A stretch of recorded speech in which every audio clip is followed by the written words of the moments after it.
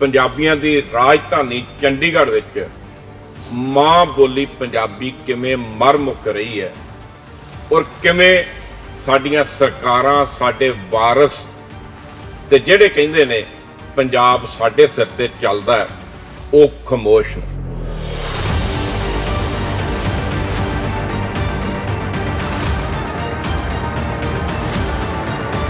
माँ बोली भी खात्मे वाले पासे जा रही है।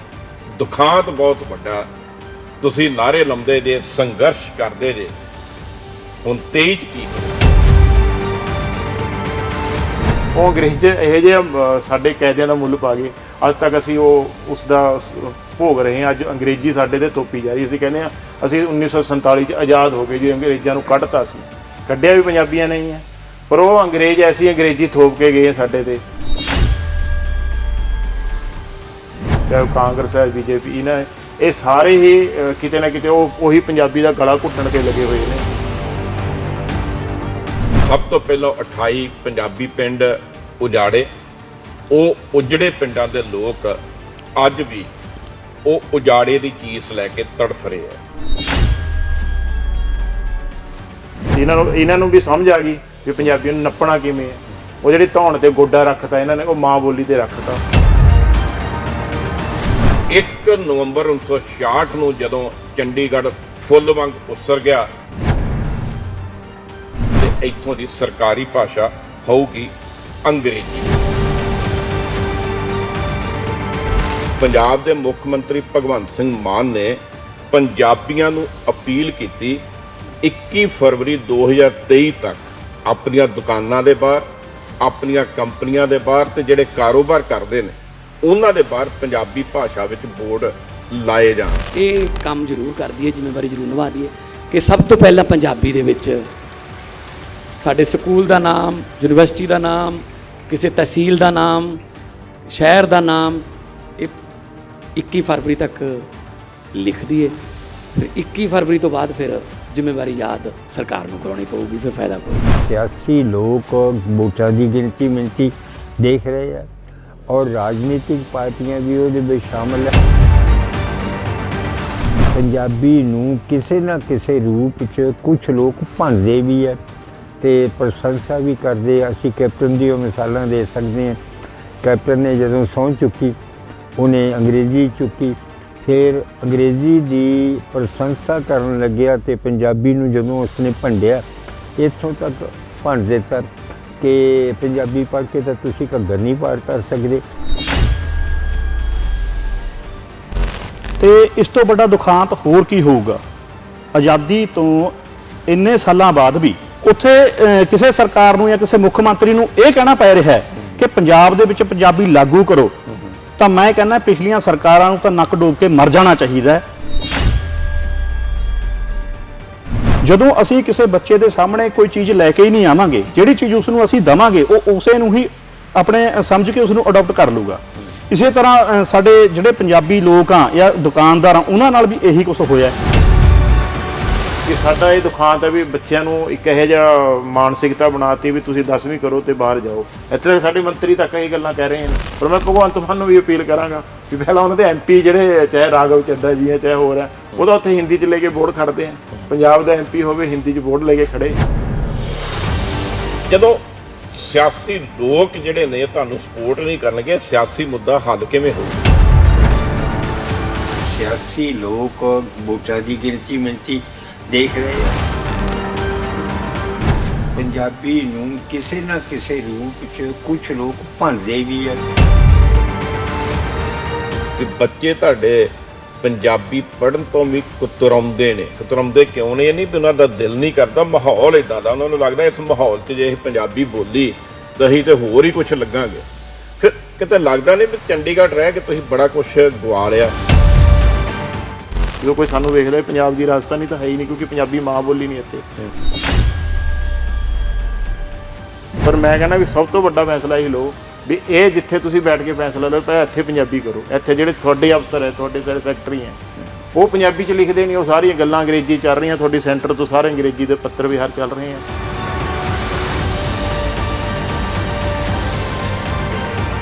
ਕਾਉਂਸਲਰ ਤੁਹਾਡਾ ਪੰਜਾਬੀ ਦੀ ਆਵਾਜ਼ ਬੁਲੰਦ ਕਰਨ ਵਾਲਾ ਨਹੀਂ ਬਣ ਰਿਹਾ, ਨਾ ਸੰਸਦ ਮੈਂਬਰ ਕੋਈ ਇਦਾਂ ਦਾ ਤੁਹਾਨੂੰ ਮਿਲ ਰਿਹਾ ਵੀ ਜਿਹੜਾ ਪੰਜਾਬੀ ਦੀ ਆਵਾਜ਼ ਬੁਲੰਦ ਕਰੇ। ਫਿਰ ਪੰਜਾਬੀ ਭਾਸ਼ਾ ਲਾਗੂ ਕਿਵੇਂ ਕਰਾਓਗੇ?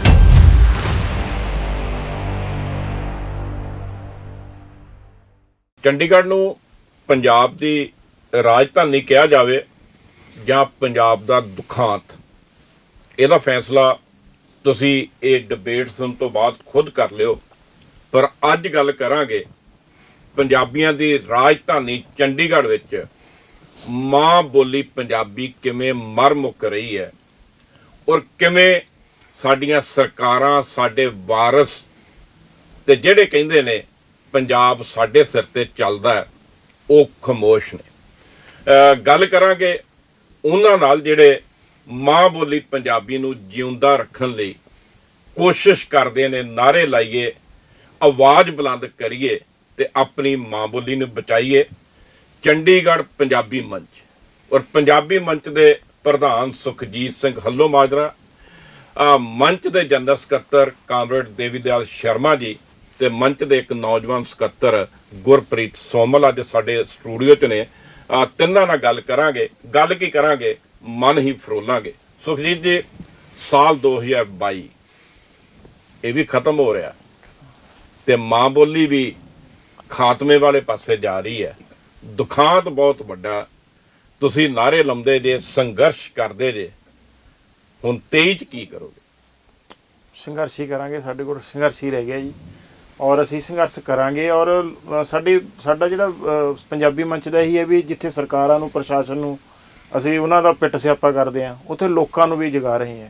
ਕਿਉਂਕਿ ਇੱਕ ਦਿਨ ਲੋਕ ਲਹਿਰ ਬਣਨੀ, ਆਉਣ ਵਾਲੇ ਟਾਈਮ 'ਚ ਹਰੇਕ ਪੰਜਾਬੀ ਦਾ ਅੱਜ ਬਹੁਤ ਦਰਦ ਹੈ ਜੀ, ਭਾਵੇਂ ਹਰੇਕ ਆਪਣੇ ਦਰਦ ਚੱਕੀ ਬੈਠਾ, ਪਰ ਸਾਡਾ ਇਹੀ ਹੈ ਵੀ ਉਸ ਦਰਦ ਦੇ ਪਿੱਛੇ ਸਭ ਤੋਂ ਵੱਡੀ ਮਾਂ ਬੋਲੀ ਹੈ। ਜਿੱਦਣ ਦੀ ਸਾਡੀ ਮਾਂ ਬੋਲੀ ਖਤਮ ਕੀਤੀ ਜਾ ਰਹੀ ਹੈ, ਜਦੋਂ ਦਾ ਇਹ ਚਾਲਾਂ ਚੱਲੀਆਂ ਜਾ ਰਹੀਆਂ, ਮੈਂ ਇਤਿਹਾਸ ਨੂੰ ਖੋਲ੍ਹਦਾ, ਜਦੋਂ ਆਪਾਂ ਪਿੱਛੇ ਵੀ ਗਲਤੀਆਂ ਕਿੱਥੇ ਹੋਈਆਂ, ਤਾਂ ਮੈਂ ਦੇਖਦਾ ਵੀ ਜਦੋਂ ਅੰਗਰੇਜ਼ਾਂ ਨੇ ਕਹਿੰਦੇ ਰਾਜ ਕੀਤਾ ਪੰਜਾਬ ਦੇ ਉੱਪਰ, ਉਹਨਾਂ ਨੇ ਦੇਖਿਆ ਵੀ ਪੰਜਾਬ ਵੱਡੇ ਉਹਨਾਂ ਦੇ ਫਿਲਾਸਫਰ ਸੀ, ਉਹਨਾਂ ਨੇ ਬੁੱਧੀਜੀਵੀ ਸੀ, ਉਹਨਾਂ ਨੇ ਇਹ ਦੇਖਿਆ ਵੀ ਪੰਜਾਬ ਨੂੰ ਖਤਮ ਕੀਤੇ ਕਿਸ ਤਰ੍ਹਾਂ ਕਦੇ ਸਾਡੇ ਸਿਰਾਂ ਦੇ ਮੁੱਲ ਪਏ ਆ, ਅਸੀਂ ਦੇਖਦੇ ਹਾਂ, ਔਰ ਇਤਿਹਾਸ 'ਚ ਸੁਣਾਇਆ ਜਾਂਦਾ ਸਾਡੇ ਸਿਰਾਂ ਦੇ ਮੁੱਲ ਪਏ ਆ। ਪਰ ਜਦੋਂ ਅੰਗਰੇਜ਼ਾਂ ਨੇ ਪਾਏ ਆ, ਉਦੋਂ ਸਾਡੇ ਕਾਇਦਿਆਂ ਦੇ ਮੁੱਲ ਪਏ, ਸਾਡੇ ਪੰਜਾਬੀ ਦੀ ਕਿਤਾਬਾਂ ਦੇ ਮੁੱਲ ਪਏ। ਔਰ ਉਹ ਕਹਿੰਦੇ ਨੇ ਉਹਨਾਂ ਨੇ ਮੁੱਲ ਪਾਏ, ਉੱਥੇ 2 ਆਨੇ ਪੈਂਦੇ ਸੀ, ਇੱਥੇ ਕਹਿੰਦੇ 8-8 10-10 ਆਨੇ ਦੇ ਮੁੱਲ ਪਏ। ਮੈਂ ਇਤਿਹਾਸ 'ਚ ਪੜ੍ਹਿਆ ਜੀ ਇਹ ਚੀਜ਼ਾਂ, ਤੇ ਉਦੋਂ ਤੋਂ ਹੀ ਉਹ ਅੰਗਰੇਜ਼ ਇਹੋ ਜਿਹੇ ਸਾਡੇ ਕਾਇਦਿਆਂ ਦਾ ਮੁੱਲ ਪਾ ਗਏ। ਅੱਜ ਤੱਕ ਅਸੀਂ ਉਸ ਦਾ ਭੋਗ ਰਹੇ ਹਾਂ। ਅੱਜ ਅੰਗਰੇਜ਼ੀ ਸਾਡੇ 'ਤੇ ਥੋਪੀ ਜਾ ਰਹੀ। ਅਸੀਂ ਕਹਿੰਦੇ ਹਾਂ ਅਸੀਂ 1947 'ਚ ਆਜ਼ਾਦ ਹੋ ਗਏ ਜੀ, ਅੰਗਰੇਜ਼ਾਂ ਨੂੰ ਕੱਢਤਾ ਸੀ, ਕੱਢਿਆ ਵੀ ਪੰਜਾਬੀਆਂ ਨੇ ਹੀ ਹੈ, ਪਰ ਉਹ ਅੰਗਰੇਜ਼ ਐਸੀ ਅੰਗਰੇਜ਼ੀ ਥੋਪ ਕੇ ਗਏ ਸਾਡੇ 'ਤੇ ਅੱਜ ਚਾਹੇ ਉਹ ਹਿੰਦੁਸਤਾਨ ਦੀ ਸਰਕਾਰ ਹੈ, ਜਿਹਨੂੰ ਆਜ਼ਾਦੀ ਤੋਂ ਬਾਅਦ ਦੀ ਸਰਕਾਰ ਹੈ, ਚਾਹੇ ਉਹ ਕਾਂਗਰਸ ਹੈ, BJP, ਇਹ ਸਾਰੇ ਹੀ ਕਿਤੇ ਨਾ ਕਿਤੇ ਉਹੀ ਪੰਜਾਬੀ ਦਾ ਗਲਾ ਘੁੱਟਣ 'ਤੇ ਲੱਗੇ ਹੋਏ ਨੇ ਵੀ ਪੰਜਾਬੀਆਂ ਨੂੰ ਬਸ ਜਿਵੇਂ ਇਹਨਾਂ ਨੂੰ ਵੀ ਸਮਝ ਆ ਗਈ ਵੀ ਪੰਜਾਬੀਆਂ ਨੂੰ ਨੱਪਣਾ ਕਿਵੇਂ ਹੈ। ਉਹ ਜਿਹੜੀ ਧੌਣ 'ਤੇ ਗੋਡਾ ਰੱਖਤਾ ਇਹਨਾਂ ਨੇ, ਉਹ ਮਾਂ ਬੋਲੀ 'ਤੇ ਰੱਖਤਾ, ਅੰਗਰੇਜ਼ਾਂ ਦੀ ਸਕੀਮ 'ਤੇ ਤੁਰ ਰਹੇ ਨੇ। ਤੇ ਅਸੀਂ ਸੰਘਰਸ਼, ਪੰਜਾਬੀ ਮਰਦਾ ਨਹੀਂ ਜੀ, ਕਿਉਂਕਿ ਗੁਰੂਆਂ ਦੀ ਬੋਲੀ ਹੈ, ਇਹ ਅਸੀਂ ਸਮਝਦੇ ਹਾਂ। ਪੰਜਾਬੀ ਕੌਮ ਇੱਕ ਐਸੀ ਕੌਮ ਹੈ ਜੀ, ਇਹਨਾਂ ਨੇ ਅੱਜ ਤੱਕ ਲੜਾਈਆਂ ਹੀ ਲੜੀਆਂ, ਸੰਘਰਸ਼ ਕੀਤੇ, ਅਸੀਂ ਵੀ ਸੰਘਰਸ਼ਾਂ 'ਚੋਂ ਪੈਦਾ ਹੋਏ। ਆਸ ਕਰਦੇ ਹਾਂ, ਆਸ ਰੱਖੋ ਵੀ। ਪਰ ਮੈਂ ਥੋੜਾ ਜਿਹਾ ਹੋਰ ਆਪਣੇ ਦਰਸ਼ਕਾਂ ਨੂੰ ਸਪਸ਼ਟ ਕਰ ਦੇਵਾਂ। ਸੁਖਜੀਤ ਉਹਨਾਂ ਨੇ ਦੁੱਖ ਦੱਸਿਆ, ਦੁੱਖ ਵੱਡਾ ਇਹੀ ਹੈ ਵੀ ਚੰਡੀਗੜ੍ਹ ਪੰਜਾਬ ਦੀ ਰਾਜਧਾਨੀ ਲਈ ਉਸਾਰਿਆ ਸੀ। ਸਭ ਤੋਂ ਪਹਿਲਾਂ 28 ਪੰਜਾਬੀ ਪਿੰਡ ਉਜਾੜੇ, ਉਹ ਉਜੜੇ ਪਿੰਡਾਂ ਦੇ ਲੋਕ ਅੱਜ ਵੀ ਉਹ ਉਜਾੜੇ ਦੀ ਚੀਸ ਲੈ ਕੇ ਤੜਫ ਰਹੇ ਹੈ। ਉਜਾੜੇ ਦੇ ਨਾਲ ਹੀ ਖੇਤੀ ਦਾ ਧੰਦਾ ਇੱਥੋਂ ਦੇ 28 ਪੰਜਾਬੀ ਪਿੰਡਾਂ ਤੋਂ ਖੋਹ ਲਿਆ, ਔਰ ਉਹ ਲੋਕ ਜਿਹੜੇ ਨੇ ਅੱਜ ਵੀ ਬੇਰੁਜ਼ਗਾਰੀ ਵਿੱਚ ਭੁੱਜੇ ਪਏ ਨੇ। ਦੁਧਾਰੂ ਪਸ਼ੂ ਰੱਖੇ ਸੀ ਪਿੰਡਾਂ 'ਚ, ਕਹਿਤਾ ਇਹ ਕਾਰਪੋਰੇਸ਼ਨਾਂ ਦੇ ਅਧੀਨ ਆ ਗਏ ਨੇ, ਤੇ ਜਿਹੜਾ ਦੁਧਾਰੂ ਪਸ਼ੂਆਂ ਨਾਲ ਤੋਰੀ ਫੁਰਕਾ ਚੱਲਦਾ ਸੀ ਪਿੰਡ ਦੇ ਲੋਕਾਂ ਦਾ, ਉਹ ਵੀ ਖੋਹ ਲਿਆ ਤੇ ਖੋਲੀ ਮਾਂ ਬੋਲੀ ਪੰਜਾਬੀ। 1 ਨਵੰਬਰ 1966 ਨੂੰ ਜਦੋਂ ਚੰਡੀਗੜ੍ਹ ਫੁੱਲ ਵਾਂਗ ਉਸਰ ਗਿਆ ਤੇ ਫਿਰ ਕਹਿਤਾ ਵੀ ਨਾ ਹੀ ਇਹ ਪੰਜਾਬ ਦੀ ਇਕੱਲੀ ਰਾਜਧਾਨੀ ਹੋਊਗੀ, ਚੰਡੀਗੜ੍ਹ ਪ੍ਰਦੇਸ਼ ਹੋਊਗਾ, ਯੂਟੀ ਹੋਊਗਾ, ਤੇ ਇੱਥੋਂ ਦੀ ਸਰਕਾਰੀ ਭਾਸ਼ਾ ਹੋਊਗੀ ਅੰਗਰੇਜ਼ੀ। ਔਰ ਉਸ ਤੋਂ ਵੱਡਾ ਦੁਖਾਂਤ ਇਹ ਸੁੱਖੇ ਹੋਣੀ, ਇਹ ਸ਼ਰਮਾ ਜੀ ਜਾਂ ਇਹ ਸੋਮਲ ਹੋਣੀ ਜਿਹੜੇ ਨੇ, ਇਹ ਕਹਿਣ ਨੂੰ ਤੇ ਪੰਜਾਬੀ ਨੇ, ਪਰ ਇਹ ਰਹਿੰਦੇ ਨੇ ਕਿਸੇ ਹੋਰ ਦੇ ਰਹਿਮ ਤੇ। ਭਾਵ ਮੇਰਾ ਕਹਿਣ ਦਾ ਵੀ ਸਿਆਸੀ ਅਖਾੜੇ ਵਿੱਚੋਂ ਵੀ ਇਹਨਾਂ ਦੀ ਹੋਂਦ ਖਤਮ ਹੋ ਗਈ ਹੈ, ਕਿਉਂਕਿ ਪੰਜਾਬੀ ਤੇ ਹੁਣ ਚੰਡੀਗੜ੍ਹ ਵਿੱਚ ਬਹੁਤ ਘੱਟ ਦਿਸਦੇ ਨੇ। ਪੰਚਾਇਤਾਂ ਵੀ ਗਈਆਂ ਤੇ ਪੰਚਾਇਤਾਂ ਦੀ ਥਾਂ ਤੇ ਵਾਰਡ ਬਣ ਗਏ, ਨਿਗਮ ਬਣ ਗਏ, ਤੇ ਹੁਣ ਸੁੱਖੀ ਹੋਣੀ, ਸੋਮਲ ਹੋਣੀ ਜਿਹੜੇ ਪਿੰਡਾਂ 'ਚ ਵੱਸਦੇ ਨੇ, ਇਹ ਕਿਸੇ ਹੋਰ ਨੂੰ ਵੋਟਾਂ ਪਾ ਕੇ ਤੇ ਆਪਣਾ ਲੀਡਰ ਬਣਾ ਰਹੇ ਨੇ। ਤੇ ਮੁੱਖ ਦੀ ਗੱਲ ਇਹ ਵੀ ਚੰਡੀਗੜ੍ਹ ਵਿੱਚੋਂ ਪੰਜਾਬੀਅਤ ਹੀ, ਮਾਂ ਬੋਲੀ ਦੂਰ ਹੈਗੀ, ਪੰਜਾਬੀਅਤ ਹੀ ਖਤਮ ਹੋ ਰਹੀ ਹੈ। ਇਹਨੂੰ ਬਚਾਊਗਾ ਕੌਣ? ਭਗਵੰਤ ਸਿੰਘ ਮਾਨ ਬਚਾਊਗਾ ਜਾਂ ਕਾਮਰੇਡ ਦੇਵੀ ਦਿਆਲ ਬਚਾਉਣਗੇ? ਇਹਨਾਂ ਨੂੰ ਪੁੱਛਦੇ ਆ। ਹੁਣ ਕੀ ਪੱਲੇ ਕੀ ਰਹਿ ਗਿਆ ਸ਼ਰਮਾ ਜੀ?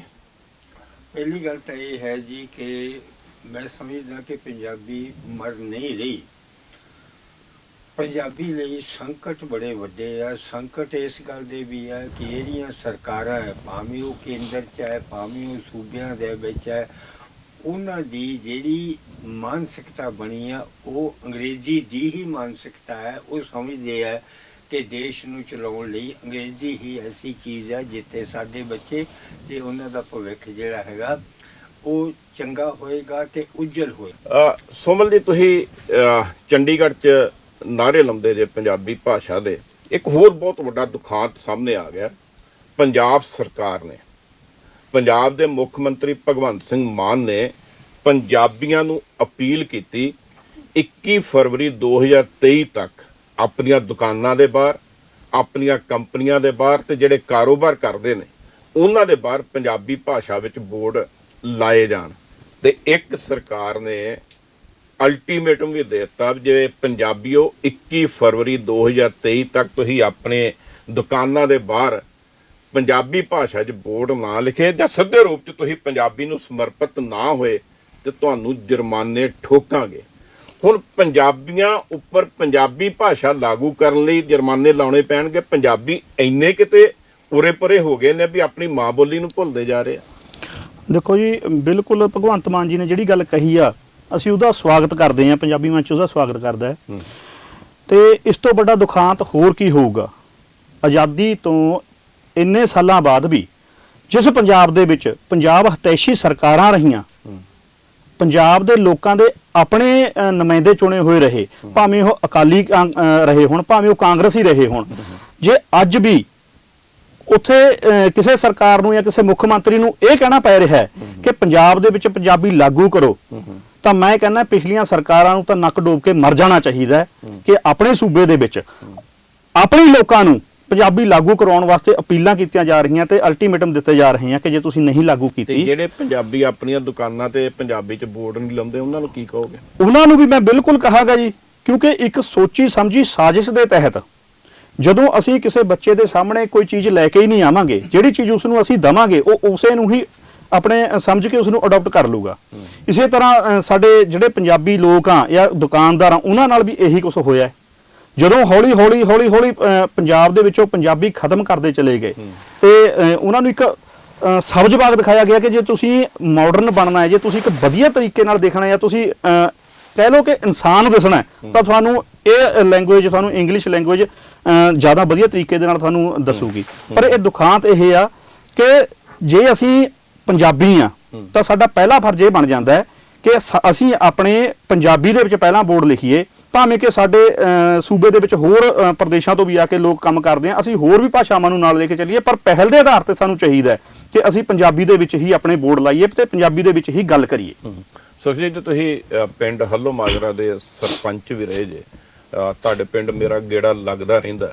ਜਦੋਂ ਪਿੰਡ ਜਾਈਏ ਤੇ ਇਹ ਤਾਂ ਲੱਗਦਾ ਨਹੀਂ ਵੀ ਇਹ ਕਿਤੇ ਪੰਜਾਬੀਆਂ ਦਾ ਪਿੰਡ ਹੈ। ਤੇ ਫਿਰ ਜਦੋਂ ਇਦਾਂ ਦਾ ਮਾਹੌਲ ਤੁਹਾਡੇ ਘਰ, ਤੁਹਾਡੇ ਚੁੱਲ੍ਹੇ ਸਾਹਮਣੇ ਬਣ ਗਿਆ, ਤੇ ਫਿਰ ਜਦੋਂ ਸੁਖਜੀਤ ਸਿੰਘ ਨਾਅਰਾ ਲਾਉਂਦਾ ਵੀ ਚੰਡੀਗੜ੍ਹ ਦੀ ਪ੍ਰਸ਼ਾਸਨ ਦੀ ਸਰਕਾਰੀ ਭਾਸ਼ਾ ਪੰਜਾਬੀ ਕਰੋ, ਲੱਗਦਾ ਨਹੀਂ ਵੀ ਉਹ ਆਵਾਜ਼ ਜਿਹੜੀ ਆ ਕੁਛ ਲੋਕਾਂ ਦੀ ਰਹਿ ਗਈ? ਇਹ ਤਾਂ ਦੁਖਾਂਤ ਹੈਗਾ ਜੀ, ਪਰ ਇਹ ਸਾਜ਼ਿਸ਼ ਸੀ ਕਿਉਂਕਿ ਸਾਡੇ ਪਿੰਡਾਂ ਦੇ ਨਾਲ ਕਲੋਨੀਆਂ ਵਸਾਤੀਆਂ ਜੀ। ਕਿਉਂਕਿ ਜਦੋਂ ਪਿੰਡ ਅਜਾੜੇ, ਪਹਿਲਾਂ ਪਿੰਡ ਅਜਾੜ ਤੇ 28 ਪਿੰਡ ਅਜਾੜ ਤੇ ਜਿਹੜੇ 22 ਪਿੰਡ ਬਚੇ, ਉਹਨਾਂ ਦੇ ਨਾਲ ਇਹਨਾਂ ਨੇ ਇੱਕ ਸਾਜ਼ਿਸ਼ ਤਹਿਤ ਸਰਕਾਰਾਂ ਨੇ ਉਹੀ ਪੰਜਾਬ ਨੂੰ ਮਾਰਨ ਵਾਸਤੇ ਹਰ ਵਸੀਲਾ ਵਰਤਿਆ। ਸਭ ਤੋਂ ਵੱਡਾ ਮੈਂ ਉਹੀ ਗੱਲ ਦੱਸ ਕੇ ਭਾਸ਼ਾ ਸੀਗੀ, ਉਹ ਤੋਂ ਹੁਣ ਸਾਡੇ ਕਿੱਤਿਆਂ ਦੇ ਉੱਪਰ ਗੱਲ ਆਈ ਹੈ ਕਿ ਸਾਡਾ ਇਹ ਦੁਖਾਂਤ ਹੈ ਵੀ ਬੱਚਿਆਂ ਨੂੰ ਇੱਕ ਇਹੋ ਜਿਹਾ ਮਾਨਸਿਕਤਾ ਬਣਾਤੀ ਵੀ ਤੁਸੀਂ 10ਵੀਂ ਕਰੋ ਤੇ ਬਾਹਰ ਜਾਓ। ਇੱਥੇ ਤੱਕ ਸਾਡੇ ਮੰਤਰੀ ਤੱਕ ਇਹ ਗੱਲਾਂ ਕਹਿ ਰਹੇ ਨੇ ਵੀ ਆ ਤੁਹਾਨੂੰ ਬਾਹਰ ਭੇਜਦੇ ਆ, ਤੁਹਾਨੂੰ ਕੈਨੇਡਾ ਦੇ ਵੀਜ਼ੇ ਲਵਾ ਦਾਂਗੇ।